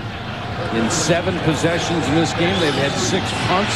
The other possession ran out with a half. Play action by Carter. And incomplete to Bryant. That one bounced off his face. I mean, Antonio Bryant has had 2 balls go through his hands. The last series had 1 slip through. Now this one again bounces right off his chest. This is an excellent throw by Quincy Carter, right into the soft belly. Actually, it goes right off his arm. Well, remember, he's playing for Joey Galloway, who's out with a strained quad. So Antonio Bryant is does that mean he's not supposed to catch it? It means he's not a starter. I'll tell you that. Yeah, he's a better player than that. He won the Biletnikoff Award at Pitt as the best college receiver in the country. Hambrick on the toss. Flag is down as he gets back to the 34. Let's go to Susan. Well, Mike, one of the stories we followed throughout the game, one of Bill Belichick's ways of stopping the opponent is shut down their star. And for the Cowboys, it's Terry Glenn. So what the Patriots done basically is played a zone defense against them. Guys passing him off, Law, McGinnis, Wilson, Harrison. Everyone's teaming up to shut down Terry Glenn. They allow him to just run inside, but he can't do much more than that. No deep balls for Terry Glenn. And Susie, if there's anybody out on that field that wants to succeed tonight, it is Terry Glenn. He made such a big deal out of coming back here to New England. Says he hates everything about it. He did not leave, of course, on the best of terms. Doesn't have a Super Bowl ring because he wasn't on the team. He doesn't have a catch either. Here go the Dallas Cowboys again. The one thing we talked about, Joseph, is here's another penalty. 15 yards tripping penalty, or 10 yards tripping penalty. I mean, they do everything to go the wrong way. 2nd and 20. Carter trying to get the screen to Hambrick, and it's incomplete. It looked like Vrabel and Teddy Bruschi were right in the middle of that screen. Excellent diagnosis on their part. Well, he really has no place to go with this. He's trying to hit Hambrick, number 42, in the middle. He's looking downfield first. Look at Bruschi, 54. He's there. He almost makes the play. There's really no place to throw the ball. You sense right now that Quincy Carter is getting a little bit more uncomfortable in the pocket. He's starting to make throws that this is not what Bill Parcells wants to see from his quarterback. Just throw it away. He can't be the reason this thing comes apart if it does. And remember, Bill Belichick had 2 weeks to work on his defense for this game. 3rd and a mile for Carter. Flushed out of the pocket, steps out of bounds at the 26. They'll have to punt again. Well, they had a 3-man rush, and then they sent Willie McGinnis, number 55, up the middle to make it a 4-man rush. And they didn't block it very well, the Dallas Cowboys. But they keep putting themselves in a bad spot. Well, we've talked about the fact that this offense isn't built to overcome big yards. There's no offense in the National Football League that's built to overcome 2nd and 20, 1st and 25, 3rd down and 14. 4th down and 14. I think what you're seeing here, too, is the difference in the maturity levels of the football team. The Cowboys are a young team in certain aspects. The Pats are tested and true. Going to punt to fall. Signals fair catching, makes it to 32, a 41-yard kick, and no return. It's been a defensive battle throughout. 9-0 Patriots.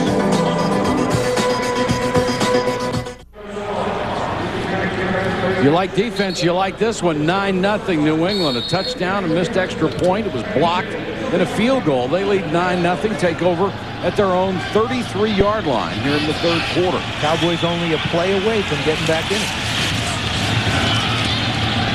Brady guns another one. This one complete up to the 47-yard line. Another perfect throw, and Bethel Johnson, the rookie out of Texas A&M, makes his first catch of the night. Brady just shows you if he has time to throw the football, which he has here, he's going to hit his receiver coming across.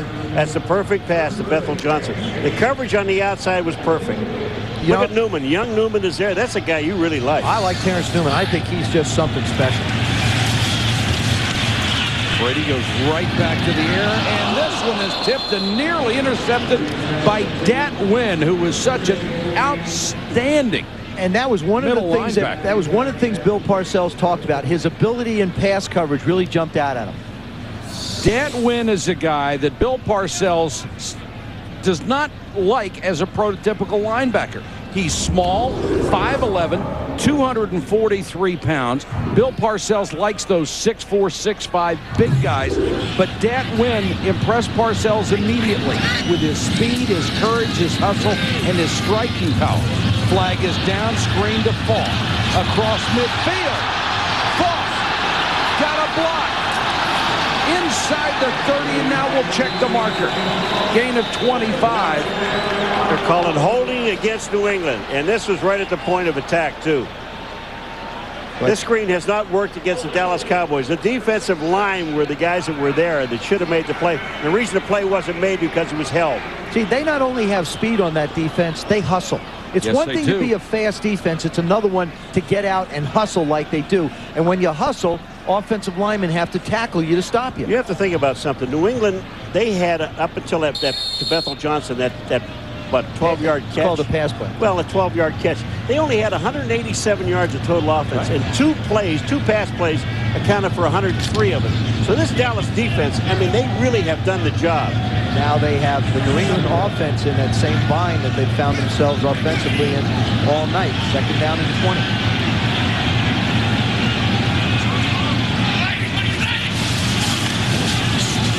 Brady play action with time goes to Antoine Smith over the middle, and Smith is hit immediately by Dexter Coakley, and there's another flag down. They're going to call Joe Andruzzi possibly for coming in late. He's up there trying to protect Antoine Smith. Could call him for a late hit. I just get the other day on Friday talking to Bill Belichick, and I said, you know, nobody has big numbers on these teams. There it is. Nobody has real big numbers on these teams. I mean, you don't see them stand out anything except for one thing. They're third in the league as far as penalties are concerned. And when we said that to Belichick, I thought he was going to get sick. He just rolled his eyes. I thought he was going to get sick. Personal foul, unnecessary roughness, number 63. It's a 15-yard penalty. This foul occurred after the play was over, so the down counts. Third That's down. Joe Andruzzi, the right guard. Watch it here. This is a point of emphasis this year. They do not want late blocks and having guys picked off, and that is way too late. Well, no, he's not even trying. See, he's not even trying to block anybody. He's actually leaning down and sort of slides into somebody. That was a ticky-tack call, in my opinion. That was really bad. Well, Bill Belichick agrees with it. He wasn't trying to knock anybody off the pile. That's about as ticky-tack as it gets. Now it's third and a $50 cab ride. Ticky-tack. Brady goes underneath. Now that was not ticky-tack. No, and big Roy Williams is right there to hold it to nothing. Roy Williams, when Parcells was talking about him, he said, I'm going to tell you now, this guy's going to hit you. I mean, he's going to lay the wood to you. Roy Williams is one of those guys, he said, sometimes he gets in trouble and he may get beat. But if you're in his area and you catch the ball, Roy Williams is going to lay you out. As Bill Parcells says, he has a lot of wood in his knapsack. 4th and 37. And the punt to Zuriel Smith is just awful. Neither one of these punters distinguishing themselves this year. Ken Walter, a 34-yarder. That's with the roll. He came in ranked 32nd among all punters in the league. Of course, Parcells and Bill Belichick have been together much of their coaching career. Together, they won 2 Super Bowls with the New York Giants, lost a Super Bowl with the New England Patriots to the Green Bay Packers. That's when Bill Parcells resigned after failing to come back with the team on the team plane. Parcells was named the head coach of the Jets, took Belichick with him as his assistant. Parcells resigns. Belichick named his successor. That lasted 1 day. Belichick quits, and then he's named the head coach of the New England Patriots, and they go on to win the Super Bowl. Quincy Carter trying to get something started. Now he runs. Good pump fake by Carter across midfield, out of bounds near the 45-yard line. And Quincy Carter showed you what he can do that time. I'm going to tell you what, Willie McGinnis, he's had at least 5 shots at Quincy Carter tonight. Just can't get him. And he hadn't made one. I mean, the end of this is a reach. Willie McGinnis has chased this guy all over the ballpark. Willie McGinnis, there's number 55. Now watch this. He's back in coverage. He's waiting. Quincy Carter comes out. Watch this. Oops. I think I really think he underestimates his speed. You know, they overestimates his. Well, they drafted Quincy Carter because he reminded Jerry Jones of what Donovan McNabb was able to do, and you see that kind of running ability. Richie Anderson gets the call from the fullback spot. Gets maybe a yard. You're talking about how good defenses are. This is only, now we got, what, 6 minutes and 20 seconds and counting in the third quarter. This is only the 6th play that the Dallas Cowboys have had on the other side of the 50-yard line. And that's amazing. And really, New England had everything going to keep that field possession game going, or field position game going, until they committed the big penalties that backed them up. Anderson and Adrian Morrell in the backfield. Morrell signed in the middle of the year. He's given them a boost in the running game. Play action to Morrell. Carter rifles that one complete. Terry Glenn with his first catch. He's booed immediately and out of bounds at the 37. If you say, I can't wait to get back there, I hate everything about New England, these folks are not going to welcome you warmly. Ty Law giving him a lot of room. Little quick rotation. Excellent catch.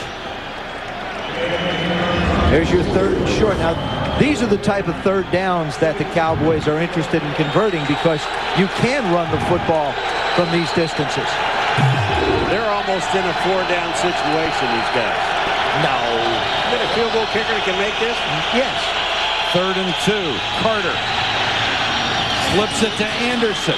He has the first down to the New England 30-yard line. You know, Richie Anderson did, Joe. As soon as he caught the ball, he went up. He knew where the first down marker was and went right at it. But I want to show you what Quincy Carter does with this touch pass. This is between Quincy Carter and Willie McGinnis. Once again, Paul, good play action fake. Watch the touch he does. He elevates himself to get the ball over Willie McGinnis, but yet doesn't throw it too hard so that Richie Anderson can't make a play on it. Quincy Carter is putting on quite a clinic of being a very solid, smart, good quarterback tonight. And Dallas needs points out of this drive. Morrell, little stutter step down to the 26-yard line. Morrell played for Bill Parcells 1 year with the Jets and 2 straight seasons with the Jets. He had over 1,000 yards. Went to Arizona, had another 1,000-yard season. Another one of those guys that Bill Parcells knows what he is going to get, even though he's been out of football for 2 years. I think here on 2nd down, this is a good time for the New England Patriots to blitz. Romeo Crennel, the defensive coordinator, I think you come after this formation. If it's a pass, you can get the quarterback. If it's a run, maybe you stop at the line. Morrell again. Lowers his shoulder, pushes tacklers down near the 21-yard line. I just watched Adrian Morrell on that play there. He was hit at the 25-yard line, and he moved the pile. Morrell grew up in Hawaii, ended up playing college ball at West Virginia. I don't know how I knew you'd get that in. Well, I had to. I don't know how you get from Honolulu to Morgantown, though. That's a million frequent flyer airplane. You take a nonstop to Dulles and drive. Take an airplane to Pittsburgh and then you take a bus. 3rd and 2. Morrell on the toss. Has the first down. Boy, Richie Anderson gets an outstanding, but you know, all he does is tie up the linebacker, but he comes down and he just throws his body Look at number 20, Richie Anderson, down. Adrian Morrell picks up the first down. This is what this team has to do. You know what? They have never gotten away from their game plan. They haven't, and the game has never gotten away from it. Richie Anderson, talking to us last night, also said that the only difference in what he's doing for Bill Parcells now than when he's done for him in the past is he is now playing more on third down. Evidence that with a good block. This is the deepest penetration of New England territory for Dallas tonight. Carter, McGinnis can't get him again. And the pass is intercepted. Back right into the hands of Ty Law. What a gift. That was the one mistake that Bill Parcells did not want to see from Jason Carter. Jason Witten couldn't hold it. And Bill Parcells sees an opportunity to go up in smoke.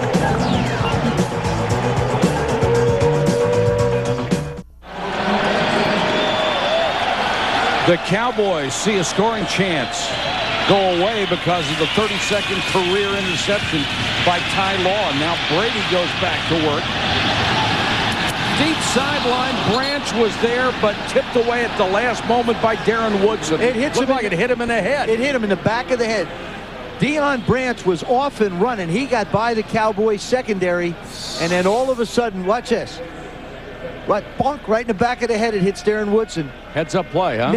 But look at Deion Branch. This is a smart wide receiver. He comes back and makes contact, hoping that possibly he may get the interference call. That shows how complete a receiver he is. Brady has hit only 4 of his last 13. This is a really good Dallas defense. Yeah, it is. New England's isn't bad either. Brady, plenty of time, now throws it incomplete. That was intended for his tight end, Daniel Graham. The big mistake by Quincy Carter is what gave the Pats the ball back. That's Willie McGinnis. That's Jason Witten. That's the tight end releasing outside. Willie McGinnis says, I don't care what the play action fake is. I'm assigned to Quincy Carter. That time he tries to make a play, and it jumped up and bit him. You see him throwing off balance. It winds up behind Witten, right into Ty Law's lap, and he found himself a gift.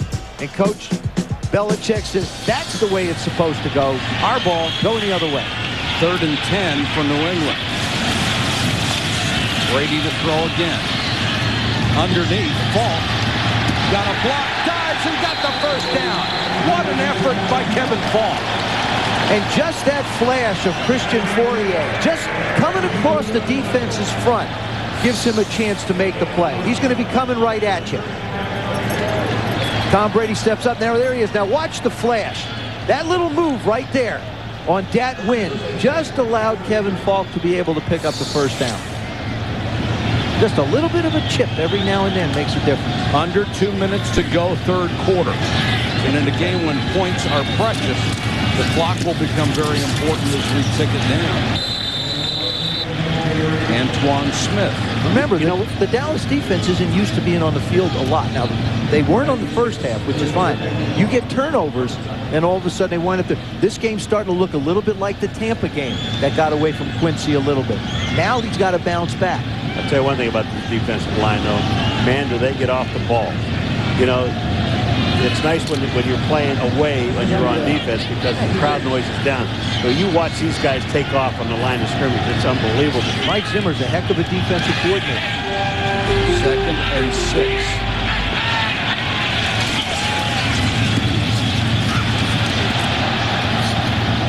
Looked like they were going to get something out of it, but Dexter Coakley messed it up for Antoine Smith. They just move to the ball and as a group, and that's what you really want to see. Yeah, they do. I mean, it's one of the things that they work on all the time is when the ball goes to their left, they're all going left, and everybody should meet there. And they do. There's usually 4 or 5 guys. Now, you saw Scott standing in front of Mike Zimmer, the defensive coordinator of the Cowboys, because he was signaling in the defense. They don't want anybody to get an edge and see what the coaches are doing. 3rd and 3. Quick out, and that's caught by Graham, the tight end, and he has a first down. Nice throw by Brady. And Graham just stuck out his hand like he had a mitt on it and made the catch for the first down. End of 3, 9-0. You can get the same remarkably clear picture that our guys in the truck have if you get ESPN HD. You can watch next Sunday night's football game, the Redskins and the Dolphins, in HD. It's now available nationwide. The entire schedule can be found on ESPN.com. I have one. It is a remarkable thing. Now you're going to get another one because you said you have one. That's a pretty slick move, Babe. You think? I think that's a good move, Nick. I'll be waiting at the front door. New England with consecutive first down. Falk across the 45 to the 46. There haven't been many big plays in this game, but they have all come from the New England Patriots. The first, Deion Branch, 46 yards from Tom Brady. That set up an Adam Vinatieri field goal. And then another bomb, this one to David Givens. And it set up the first touchdown. And then the interception stopped the Dallas drive, the 14th for the New England secondary this year. That one by Ty Law, his third individually.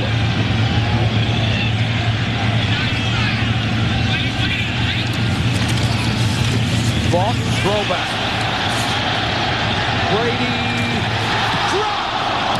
David Graham had a guy come flashing right across his face and couldn't hold it. He thought he was going to get blown up.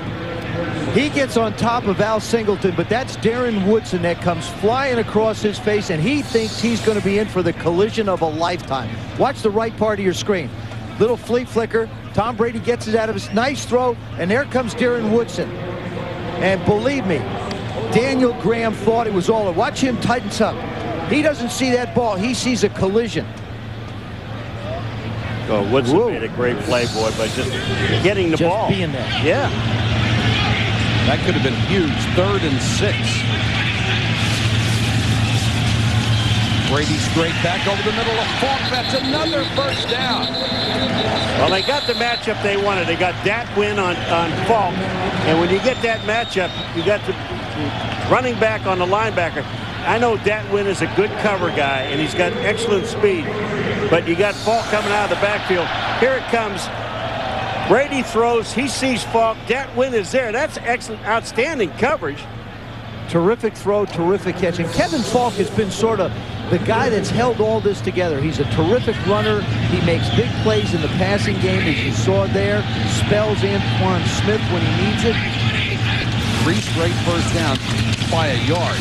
And now Falk on first down as a flag goes down, and that's thrown in the area where they usually call a hold.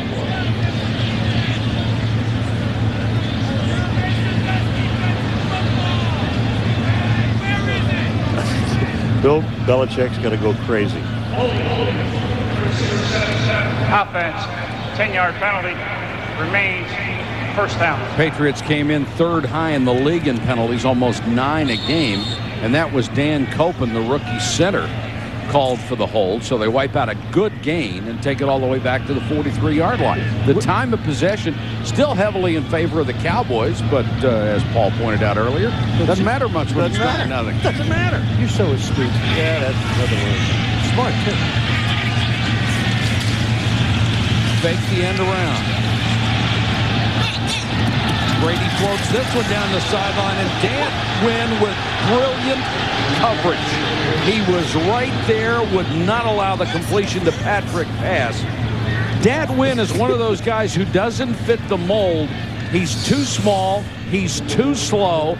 All he does is make plays. And Larry Lacewell, the Cowboys scouting director, said the reason we drafted Dat Wynn is because we passed on Zach Thomas after he didn't fit the mold. Zach Thomas turned out pretty darn well, and they were not going to make the same mistake with Dat Wynn. And I think Bill Parcells, if he wants bigger linebackers, is going to have a problem fitting them into what these guys are doing. Al Singleton and Dexter Copley and Dat Wynn. Falk hit in the backfield and spun down.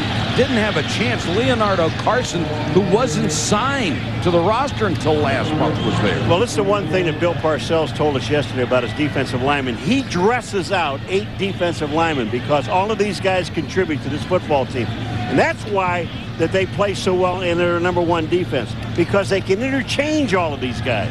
Everybody's got something they do well. Greg Ellis doesn't have to play all the time at the end position, as well as Ekuban. Both of them around 270, not the biggest guys.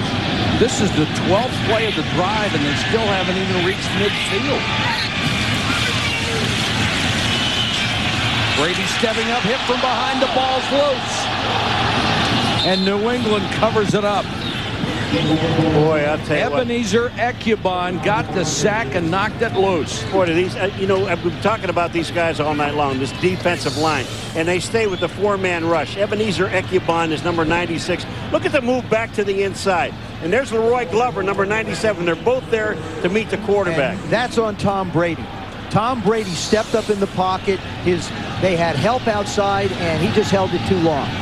Now Zuriel Smith waits at his 20. Rated to 40, high and very short. Takes a good bounce for New England, and we'll get down to the 25-yard line. A 36-yard punt with a 10-yard roll. Time running out on Quincy Carter and the Cowboys. Can they come back from a 9-0 deficit? ESPN Sunday Night Football, brought to you by the all-new BMW 5 Series, the ultimate driving machine. Microsoft, your potential, our passion. And UPS, what can Brown do for you? Beautiful facility here in Foxborough, Gillette Stadium, and the home fans have been entertained to a 9-0 lead so far. 11:23 to go in the ball game, and Quincy Carter is going to have to rally the troops as Dallas needs 2 scores, and they're starting to run out of time. Carter, 3 out of 7 passing in this half, only 21 yards, and the 1 pick on the deflection.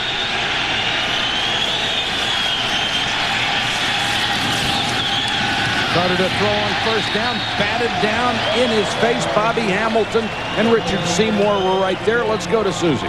Mike, the strength of the Patriots defense this season has been the secondary, especially impressive since Ty Law is the only remaining starter from last year. He and Tyrone Poole working it tonight.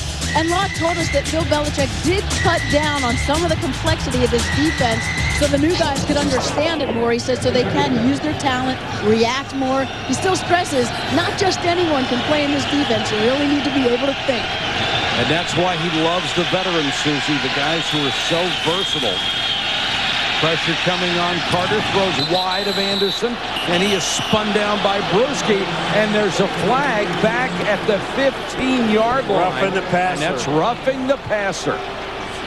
That's 15. That's a nice way to move the sticks. Look at Bill Belichick. I mean, this guy has got personal foul. Roughing the passer, number 93. And that is their Pro Bowl lineman, Richard Seymour. Well, I tell you, this is unbelievable to watch what these guys are doing. Here comes Seymour. Now he's going to throw. What are you doing this for? Why are you hitting this guy? The ball's gone. It's a good call by the officials. Yes, they're going to protect the quarterback. There's no need for it. But what I've seen the Dallas Cowboys do, especially in these last 2 series, is they've leaned heavily towards the pass. They've only run the ball 5 times and thrown it about 15 times. That's not Dallas Cowboy offensive football the way it's been. Play action by Carter, and they'll blow this one dead. This will cost Dallas 5. They're going to wear these flags out, Mike. I'm not kidding. I never saw. They have more. I bet they do. Tom White's been a busy guy. He's been on more than Joe. And that's hard to say. Tom White has been on more than Joe. False start. Number 65. Offense. 5-yard penalty. Remains. First down. Bill is obviously displeased. Not happy with it. I think so. My lip reading skills are impressive. Andre Gurode not going to be on that favorite player list this week. I still think the Cowboys, you've got 11 minutes, 15 seconds to go in this game. You know, you're not into a hurry up, throw the ball all the time mode yet. Screen to Morrell. Not much blocking. Still got across the 40 to the 41. They get the 5 yards back. Next Sunday night at 7:30 Eastern, we hope you'll watch NFL Primetime. They'll catch you up on all the day's action. And then Steve Spurrier, the old ball coach, Patrick Ramsey and the Redskins go to Miami to take on Ricky Williams and the Dolphins on ESPN Sunday Night Football at 8:30. Well, we've had a great schedule all year. We hope you enjoy the remaining games that we have. We have some beauties coming up. Redskins playing better football. Heartbreaker today against Carolina. Taking over the coordinators. Steve Spurrier really running the organization like a head coach. 2nd and 10 for Dallas. 3-man rush underneath, and that one is complete to Bryant. He gets to the 49. They'll need about 2 more for a first down. Mike Vrabel was there for the stop. Again, Quincy Carter. Talk about his mobility. We've seen him run around. Look at the job he does just staying in the pocket. Offensive line gives him a throwing lane. That time, Antonio Bryant hangs on. They have a manageable 3rd down. Finally. Hambrick is back in at tailback. 3rd and about 1.5 yards. Hambrick will get the carry. He didn't get it. He did not make it. Just got across the 50. You mentioned 4-down territory earlier. It might be here. No, I think they made it. No, he didn't make it. Not where the linesman marked it. They've got to get to the 49-yard line. Now, are they there? They didn't make it. Well, but let's look it's got to be 4-down territory. Let's look at it. The linesman came in from the sideline and had it marked short of that. Okay. Perhaps the linesman from the other side of the field marked it closer. I'm putting if I don't get this one right, I quit. This is your reputation, right on the line. Well, my reputation's been on the line a long time ago. Well, you lost it actually a long time ago, but that's okay. Go ahead, try. That's way gone. Well, give me an answer. Come on. I said they didn't make it. Okay. Well, that means it's first down. I think they did. I said no. No. Go for it. Go for it. I don't agree. I don't care whether you agree or not. I think go for it. I think you still play the field position game and you kick it. They're going to go for it.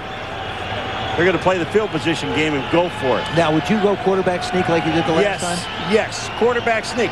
He's picked up, what, 2 of them already. Throughout his career, Bill Parcells has gone for it a lot. And also, he's the guy calling the plays. This isn't a suggestion to a coordinator. This is the man in charge. Well, Joe, you don't need to be in this game if you got a team this big, this line this big, and you can't move that thing 6 inches. You're not going to win, right? You're not going to win. Well, the game could be on the line here. You just don't want anybody moving off sides. That's the big thing. Don't, like you say, don't keep them at the line of scrimmage. Get it on with it. Oh, and now Carter has to use the timeout. 9:21 to go in the game. 4th and inches for Dallas when we come back. 9:21 to go from Foxborough. 4th and inches for Dallas. The Cowboys have only made 3 out of 8 on 4th down this year. But I like the fact that Quincy Carter didn't have everything the way he wanted it. He had the presence of mind not to try and rush it. He called the timeout, went over and conferred with Coach Parcells, and they make a decision. This is going to be loud in here. They don't need to make an exchange. They need him to get the first down. Quincy Carter has had a couple of successful quarterback keepers. Boy, they jammed in the middle. They are jammed in the middle. They're waiting for that sneak, and instead they go to Hambrick, and Hambrick lost his footing, and it was stuffed by Brewski. What a bad call. And Quincy Carter has picked up first downs. You're handing it off in the backfield, and it's sort of it's a fake to the right and then come back to the left. I mean, it takes so long for it. Fake to the right, come back to the left. You've got penetration up the middle. Teddy Bruschi puts Hambrick on the ground. Patriots ball.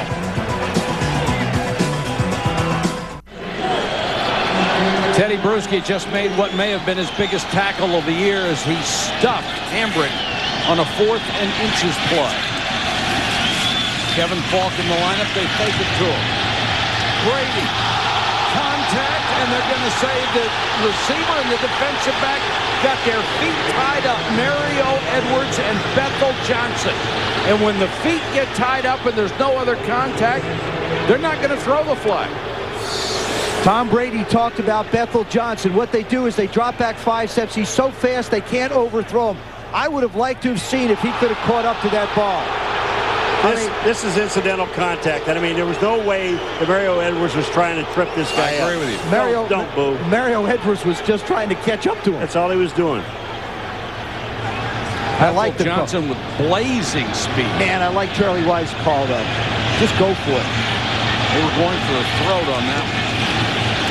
Antoine Smith behind Andruzzi. Nice hole off the left side. Dadwin makes the tackle at the 42. You know, in this second half of the ball game, now we're going under 9 minutes. Up until that play, which is what, 5 yards? New England 7 carries for 12 yards.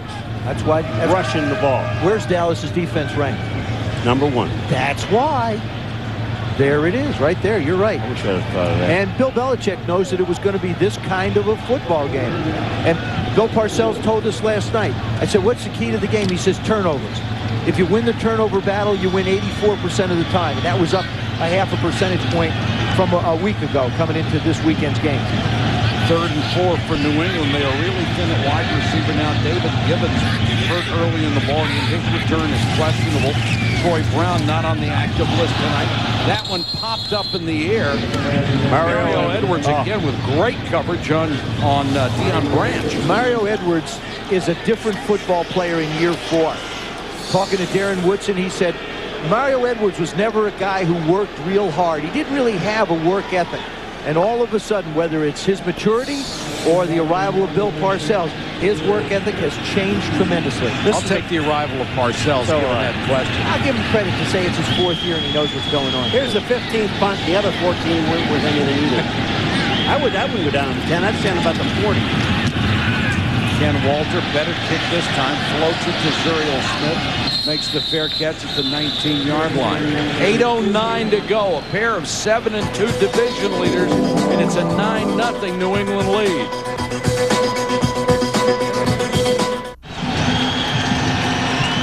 The New England Patriots trying to go 8-2 for only the 2nd time in their history.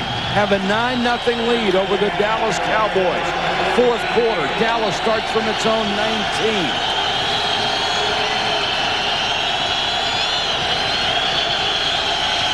Check at the 14. Carter, Morrell underneath. And he's brought down at the 19-yard line. Willie McGinnis was there. 10 possessions, 7 punts. They got to the New England 19, and then they lost the ball on the interception on that drive. They also had 1 possession ended by the first half. Another possession failed when they went for it on 4th and inches. And every one of their possessions they've started their possessions in their own territory. Well, you knew it was going to be a game of field position and waiting for breaks and trying to make breaks. Carter intercepted by Tyrone Poole. Underthrown for Terry Glenn. That's just, I mean, the Cowboys this whole second half really got away from what kept them somewhat close in the game, and that was running the ball. You had a 2nd down and 5. You run the play action, and again, give credit to Bill Belichick in the adjustments that he makes. He only rushes 3. He drops everybody else into coverage. Quincy Carter makes the throw, and Tyrone Poole going back and showing you why he was a coveted free agent for the New England Patriots. That's the 3rd interception for Tyrone Poole, the 15th for the Patriots. And this game looks an awful lot like the Tampa game for Quincy Carter. The first half, he played really, really solid. The second half, he's tried to force some plays. Now look for New England to try to run the ball and work the clock. Falk stays in bounds, taken down at the 41-yard line. This is one of those games. We talked about Quincy Carter continuing to grow as a quarterback. 17 for 30, pretty solid. The 2 INTs, very critical. That one there, he tried to throw the ball. That's an interception that's just part of the game as a quarterback.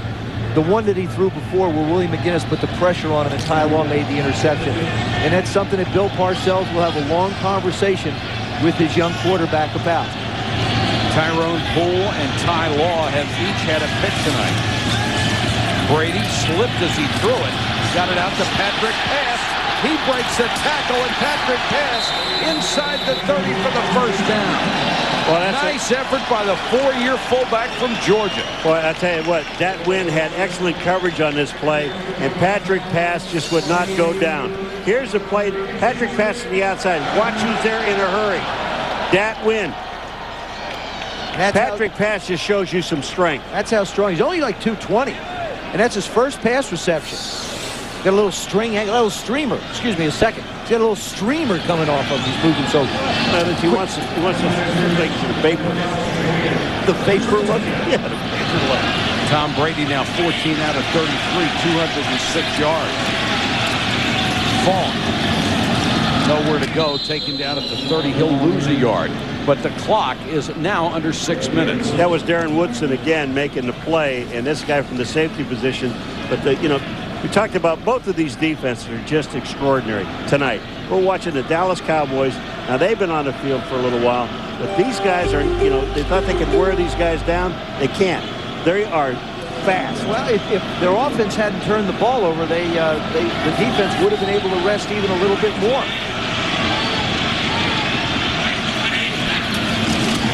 Ball, this time straight up the middle, and he got down to around the 28-yard line. Dexter Coakley coming over and making the tackle. Talked about the speed of these linebackers. We've seen, to me, Dat Wynn has just been everywhere. Every time there's a Patriot with the ball in his hand, Dat Wynn has been from one sideline to the other. Dexter Coakley plays that off linebacker position. Another guy who can flat run. Charleston, South Carolina. Talk about the difference between Dexter Coakley and, say, a Pepper Johnson, who's on the staff of the New England Patriots. Different kinds of linebackers. 3rd and long, and Brady under pressure throws underneath. He has his tight end Christian Fourier. He'll be about 3 yards shy of a first down, and this will bring Adam Vinatieri on the field. You can bet they're going to let this clock run down a lot more. It should get under 4 minutes by the time they're ready to do anything. And this field, they share this field with Mr. Kraft's soccer team. So you look at the brownness and the chewed up area. It's not an easy surface to kick off of. This is the best thing that happened to Cowboys. You can hold these guys to just 3 points. So that, but the problem is if you're not moving the ball down the field. The 3 mistakes that they made, 3 interceptions, and then the 2 long bombs. There's only really been actually 5 plays in this game that have turned it.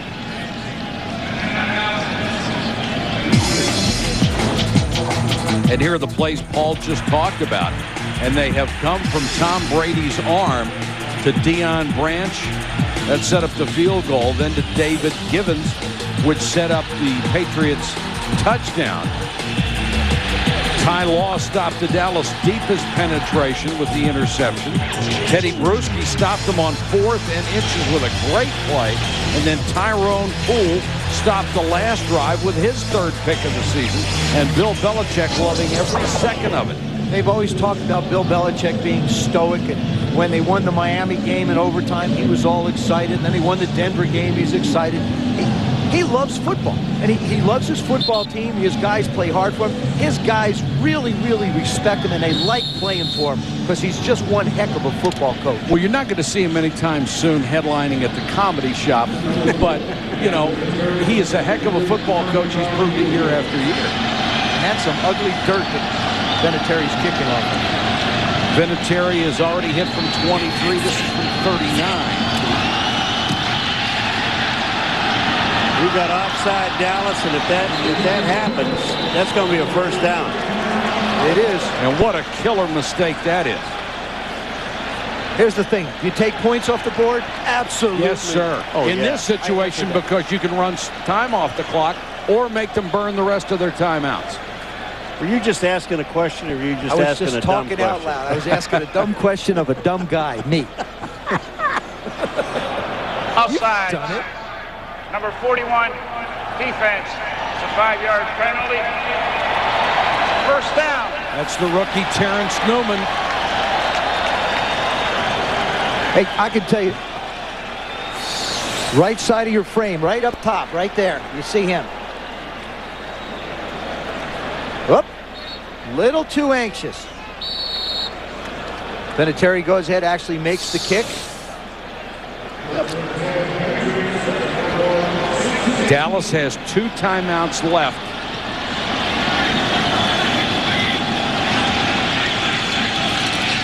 But this is going to use up at least another minute off the clock. You know who made the tackle? That win. No. Newman. The guy that just made the mistake. Here he comes off the corner and he makes the tackle. They got to use their timeouts. Now, if Dallas goes on to lose this ball game, don't look in your rearview mirror, but they're the Philadelphia Eagles. And there's a remarkable turnaround for them. What I think the biggest difference in Donovan McNabb is he's decided to run with the football. He made some great decisive decisions today against the Giants. He's got his complete game back, and you're right, they're gaining momentum. Antoine Smith protecting the ball, gets down near the 10. You know, we had that Coach of the Year list up there. I'll tell you a guy, you know, Bill Parcells certainly, Bill Belichick certainly, I think Dick Vermeil. Marvin Lewis has done an absolutely wonderful job. The Cincinnati Bengals are closing and tied with the Baltimore Ravens. Actually, they're ahead of them because they've beaten them once. Could be the Cincinnati Bengals winning a division. When's the last time you've even thought about that, more or less said it? Not in my lifetime. No, I saw him play in the Super Bowl once. Yeah. It was a rather cold day, wasn't it? Boy, Tyrone Poole coming up with a big play. Clock is running. Brady, naked bootleg, slips the tackle. Coakley had him dead to rights for a loss of 7 or 8. Couldn't make the tackle. But they're right back to 4th down situation again. But the clock just keeps turning. Well, they're going to get help here. They're going to get the 2-minute warning. So it'll go all the way down to 2 minutes. The Cowboys will keep their timeouts. But because of that offside penalty, cost them 1 minute and 45 seconds. Yes, it did. Critical error. 2 minutes to go in a 9-0 ball game.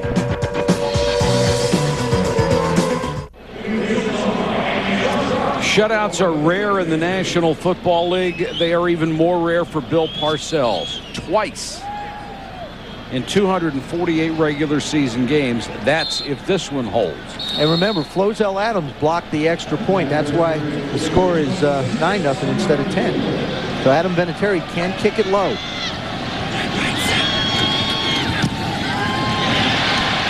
$12-0 New England.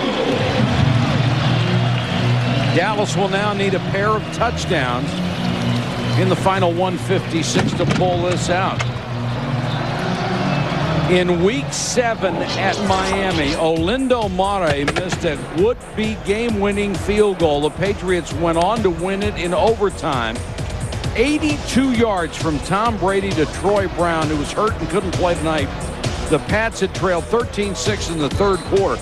In week 9, they purposely snapped the ball out of the end zone for a safety. Then they got the ball back. Brady marched his team downfield for a touchdown, another come-from-behind victory. They were bailed out in that one because the resulting free kick after the safety was misplayed so badly. And the other thing is, too, is they've sort of picked up where they left off with the bye. They came into the bye, and Mr. Kraft's team, they wanted to get them healthy, right?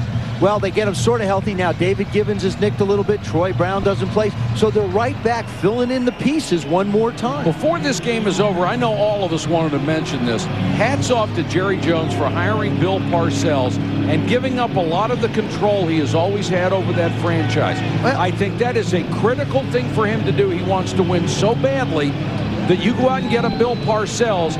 It is a courageous move on his part to depart from what he'd always done in the past. I don't think he gave up control. I think he brought a partner in. It's the first time he's hired a football coach with NFL experience. Zuriel Smith on the return. And Smith out near the 35-yard line. We have a timeout with 1:49 to go in the ballgame. 12-0 New England.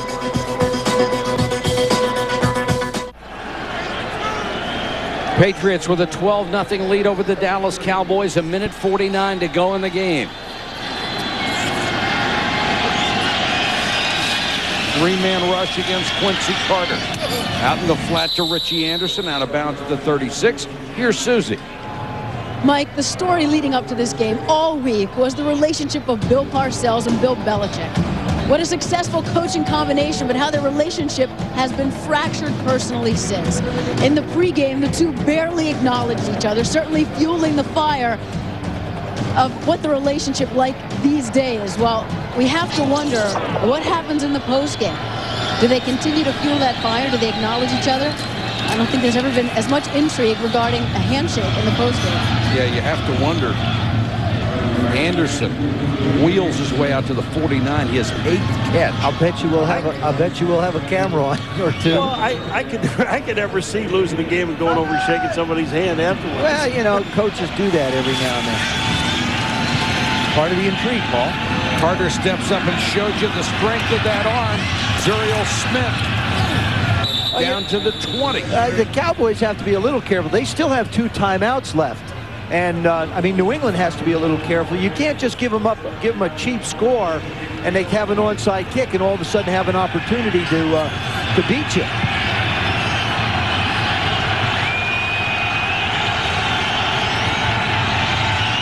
Carter's got Smith wide open, doesn't see him, instead throws it out of the end zone.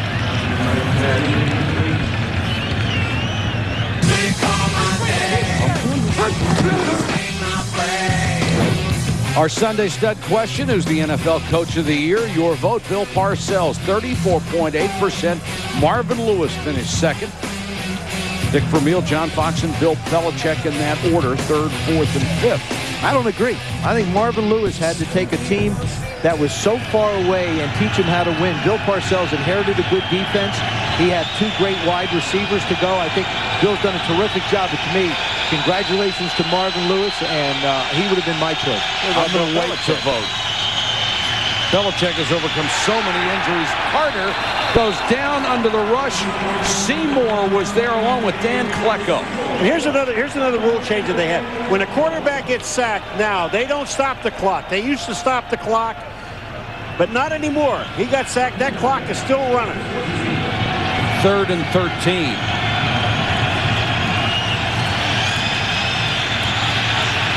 Carter under pressure again. Holding penalty. Throws on the run, incomplete.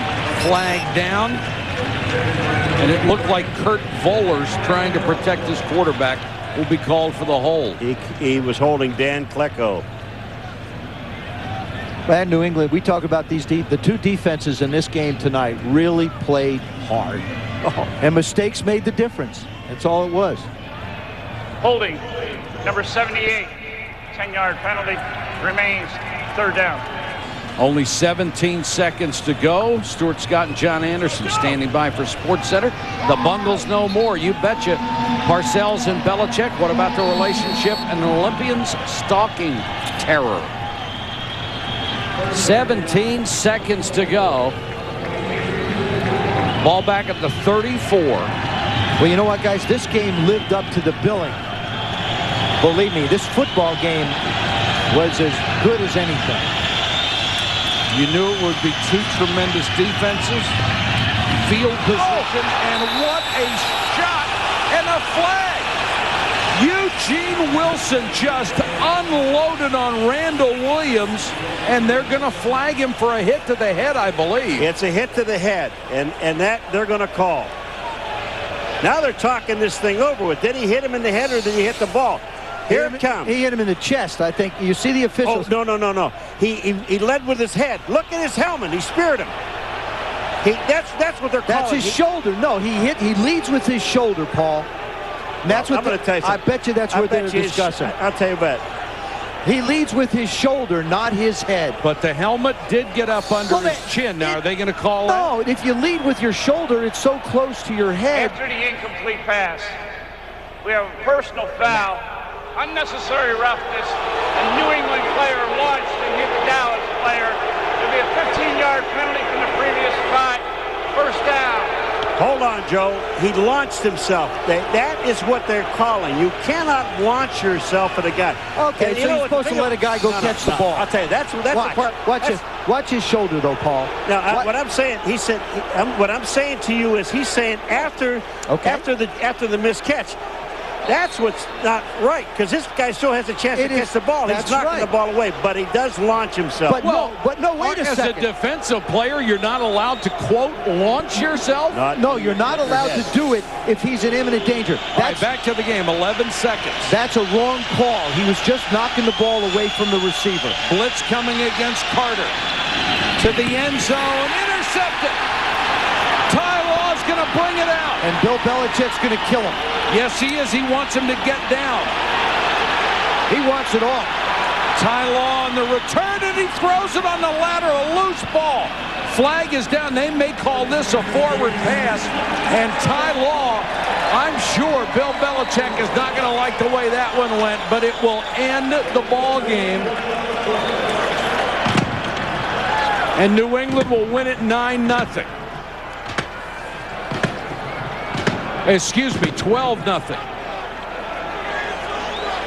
And here's Bill Parcells and Bill Belichick going toward midfield as the referees sort out this last flag. There's an illegal block in the back during the return. That penalty is declined. Ball game's over. There's Bill Parcells, Bill Belichick.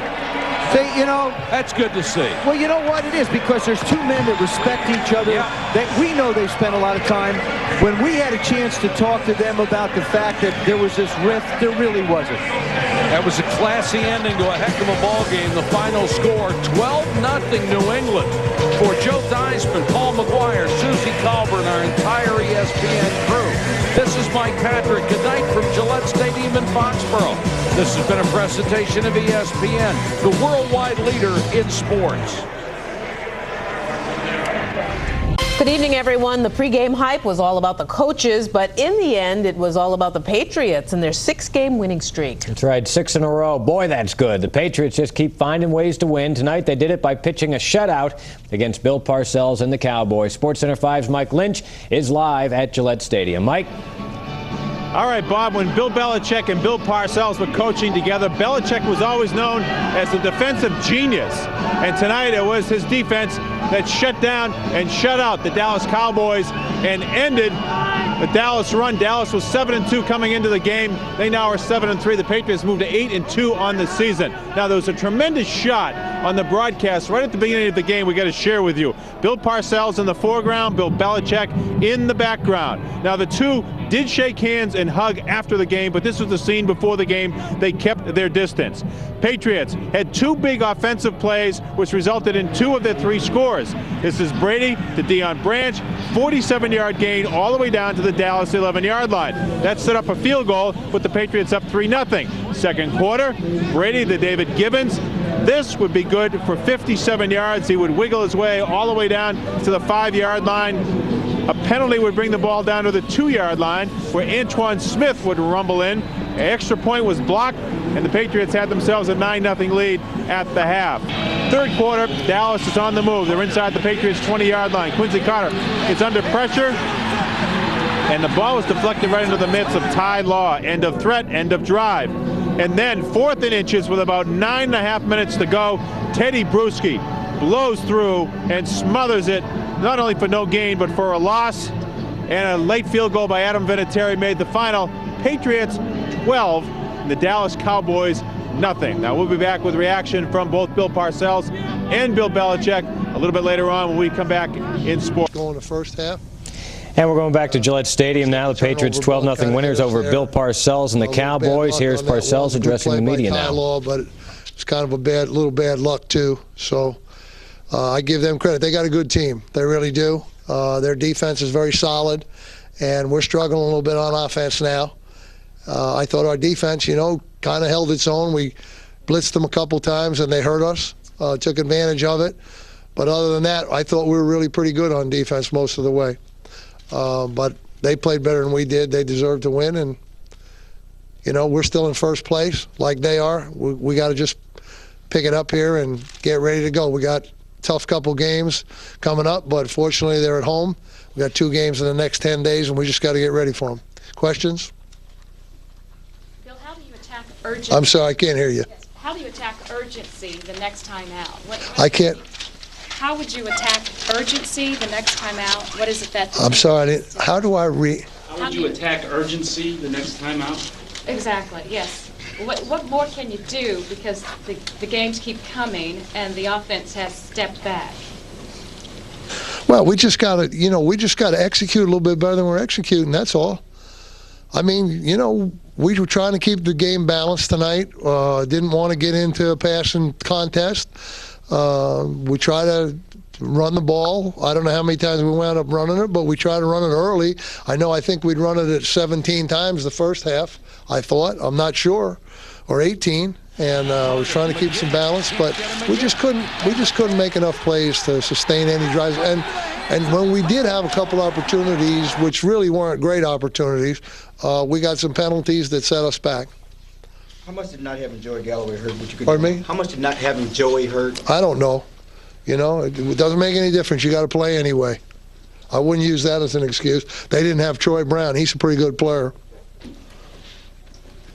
You mentioned the self-destruction. I'm sorry, I can't hear you. You mentioned the self-destruction aspect of things. Well, it wasn't all self-destruction, but I'm talking about Jim from the penalty aspect, really. Yeah, you had a lot. Yeah, a lot. And we hadn't been a heavily penalized team. We'd been under 6 penalties a game here, so that was kind of a surprise to me. But they, as they usually do, seem to have guys in the right place most of the time. Oh, yeah, they did a good job defensively. They did, very good. Bill, can you describe the 2 plays, the 3rd and 1 and the 4th and 1 to Troy Hambrick? You mean the 2 in succession there? Yes. The first one was a double lead there, and we came up short. And the 4th one, we thought about trying to go outside, and retrospectively, we thought I should after they made that blitz inside on they had basically their goal line defense in the game, and they made a good penetration on us. But that there didn't lose it either, really. So. The first interception, should Quincy have tried to throw that away, or is that just a good play? No. Well, you mean the one that hit off Witten's hands? Witten was trying to turn back and catch it, and Law happened to be there, and the ball just kind of bounced to him. I mean, he's in the right place, but it's still a little good fortune on their part too. That could have fallen on the ground pretty easily.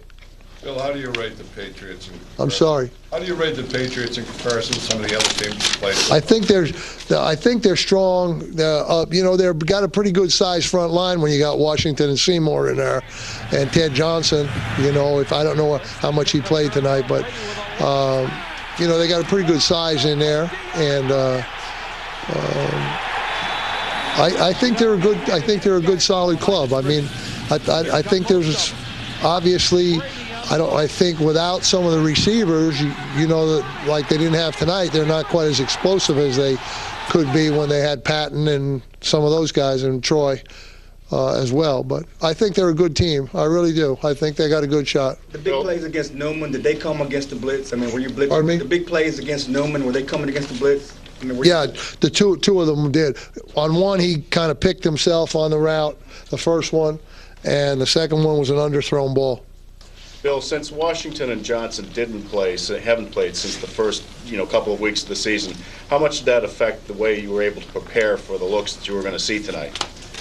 It wasn't that we weren't prepared from the looks. I knew when they put Washington in there, he's going to be playing on the nose. So once I knew he was going to start, we knew he was going to be on the nose. And he doesn't play too many other spots for them. So, I don't think they did anything that was super unusual from what they've been doing. We just didn't, do a good job. And any little chances that we did have, we set ourselves back with penalties. Does this game further illustrate your limitations on offense? Well, we've got some, I thought they struggled a little bit too on offense tonight. I really did. So, but hey, this is, like I said, this season isn't going to be without a few ups and downs, and we're still in first place. And there's not many people thought we could be there 10 weeks into the season. So we're there. We have an opportunity. Whether we're good enough to take advantage of that, I don't know, but we're going to find out. You hugged Belichick at the end. Was that just what you wanted to do, what you thought you should do?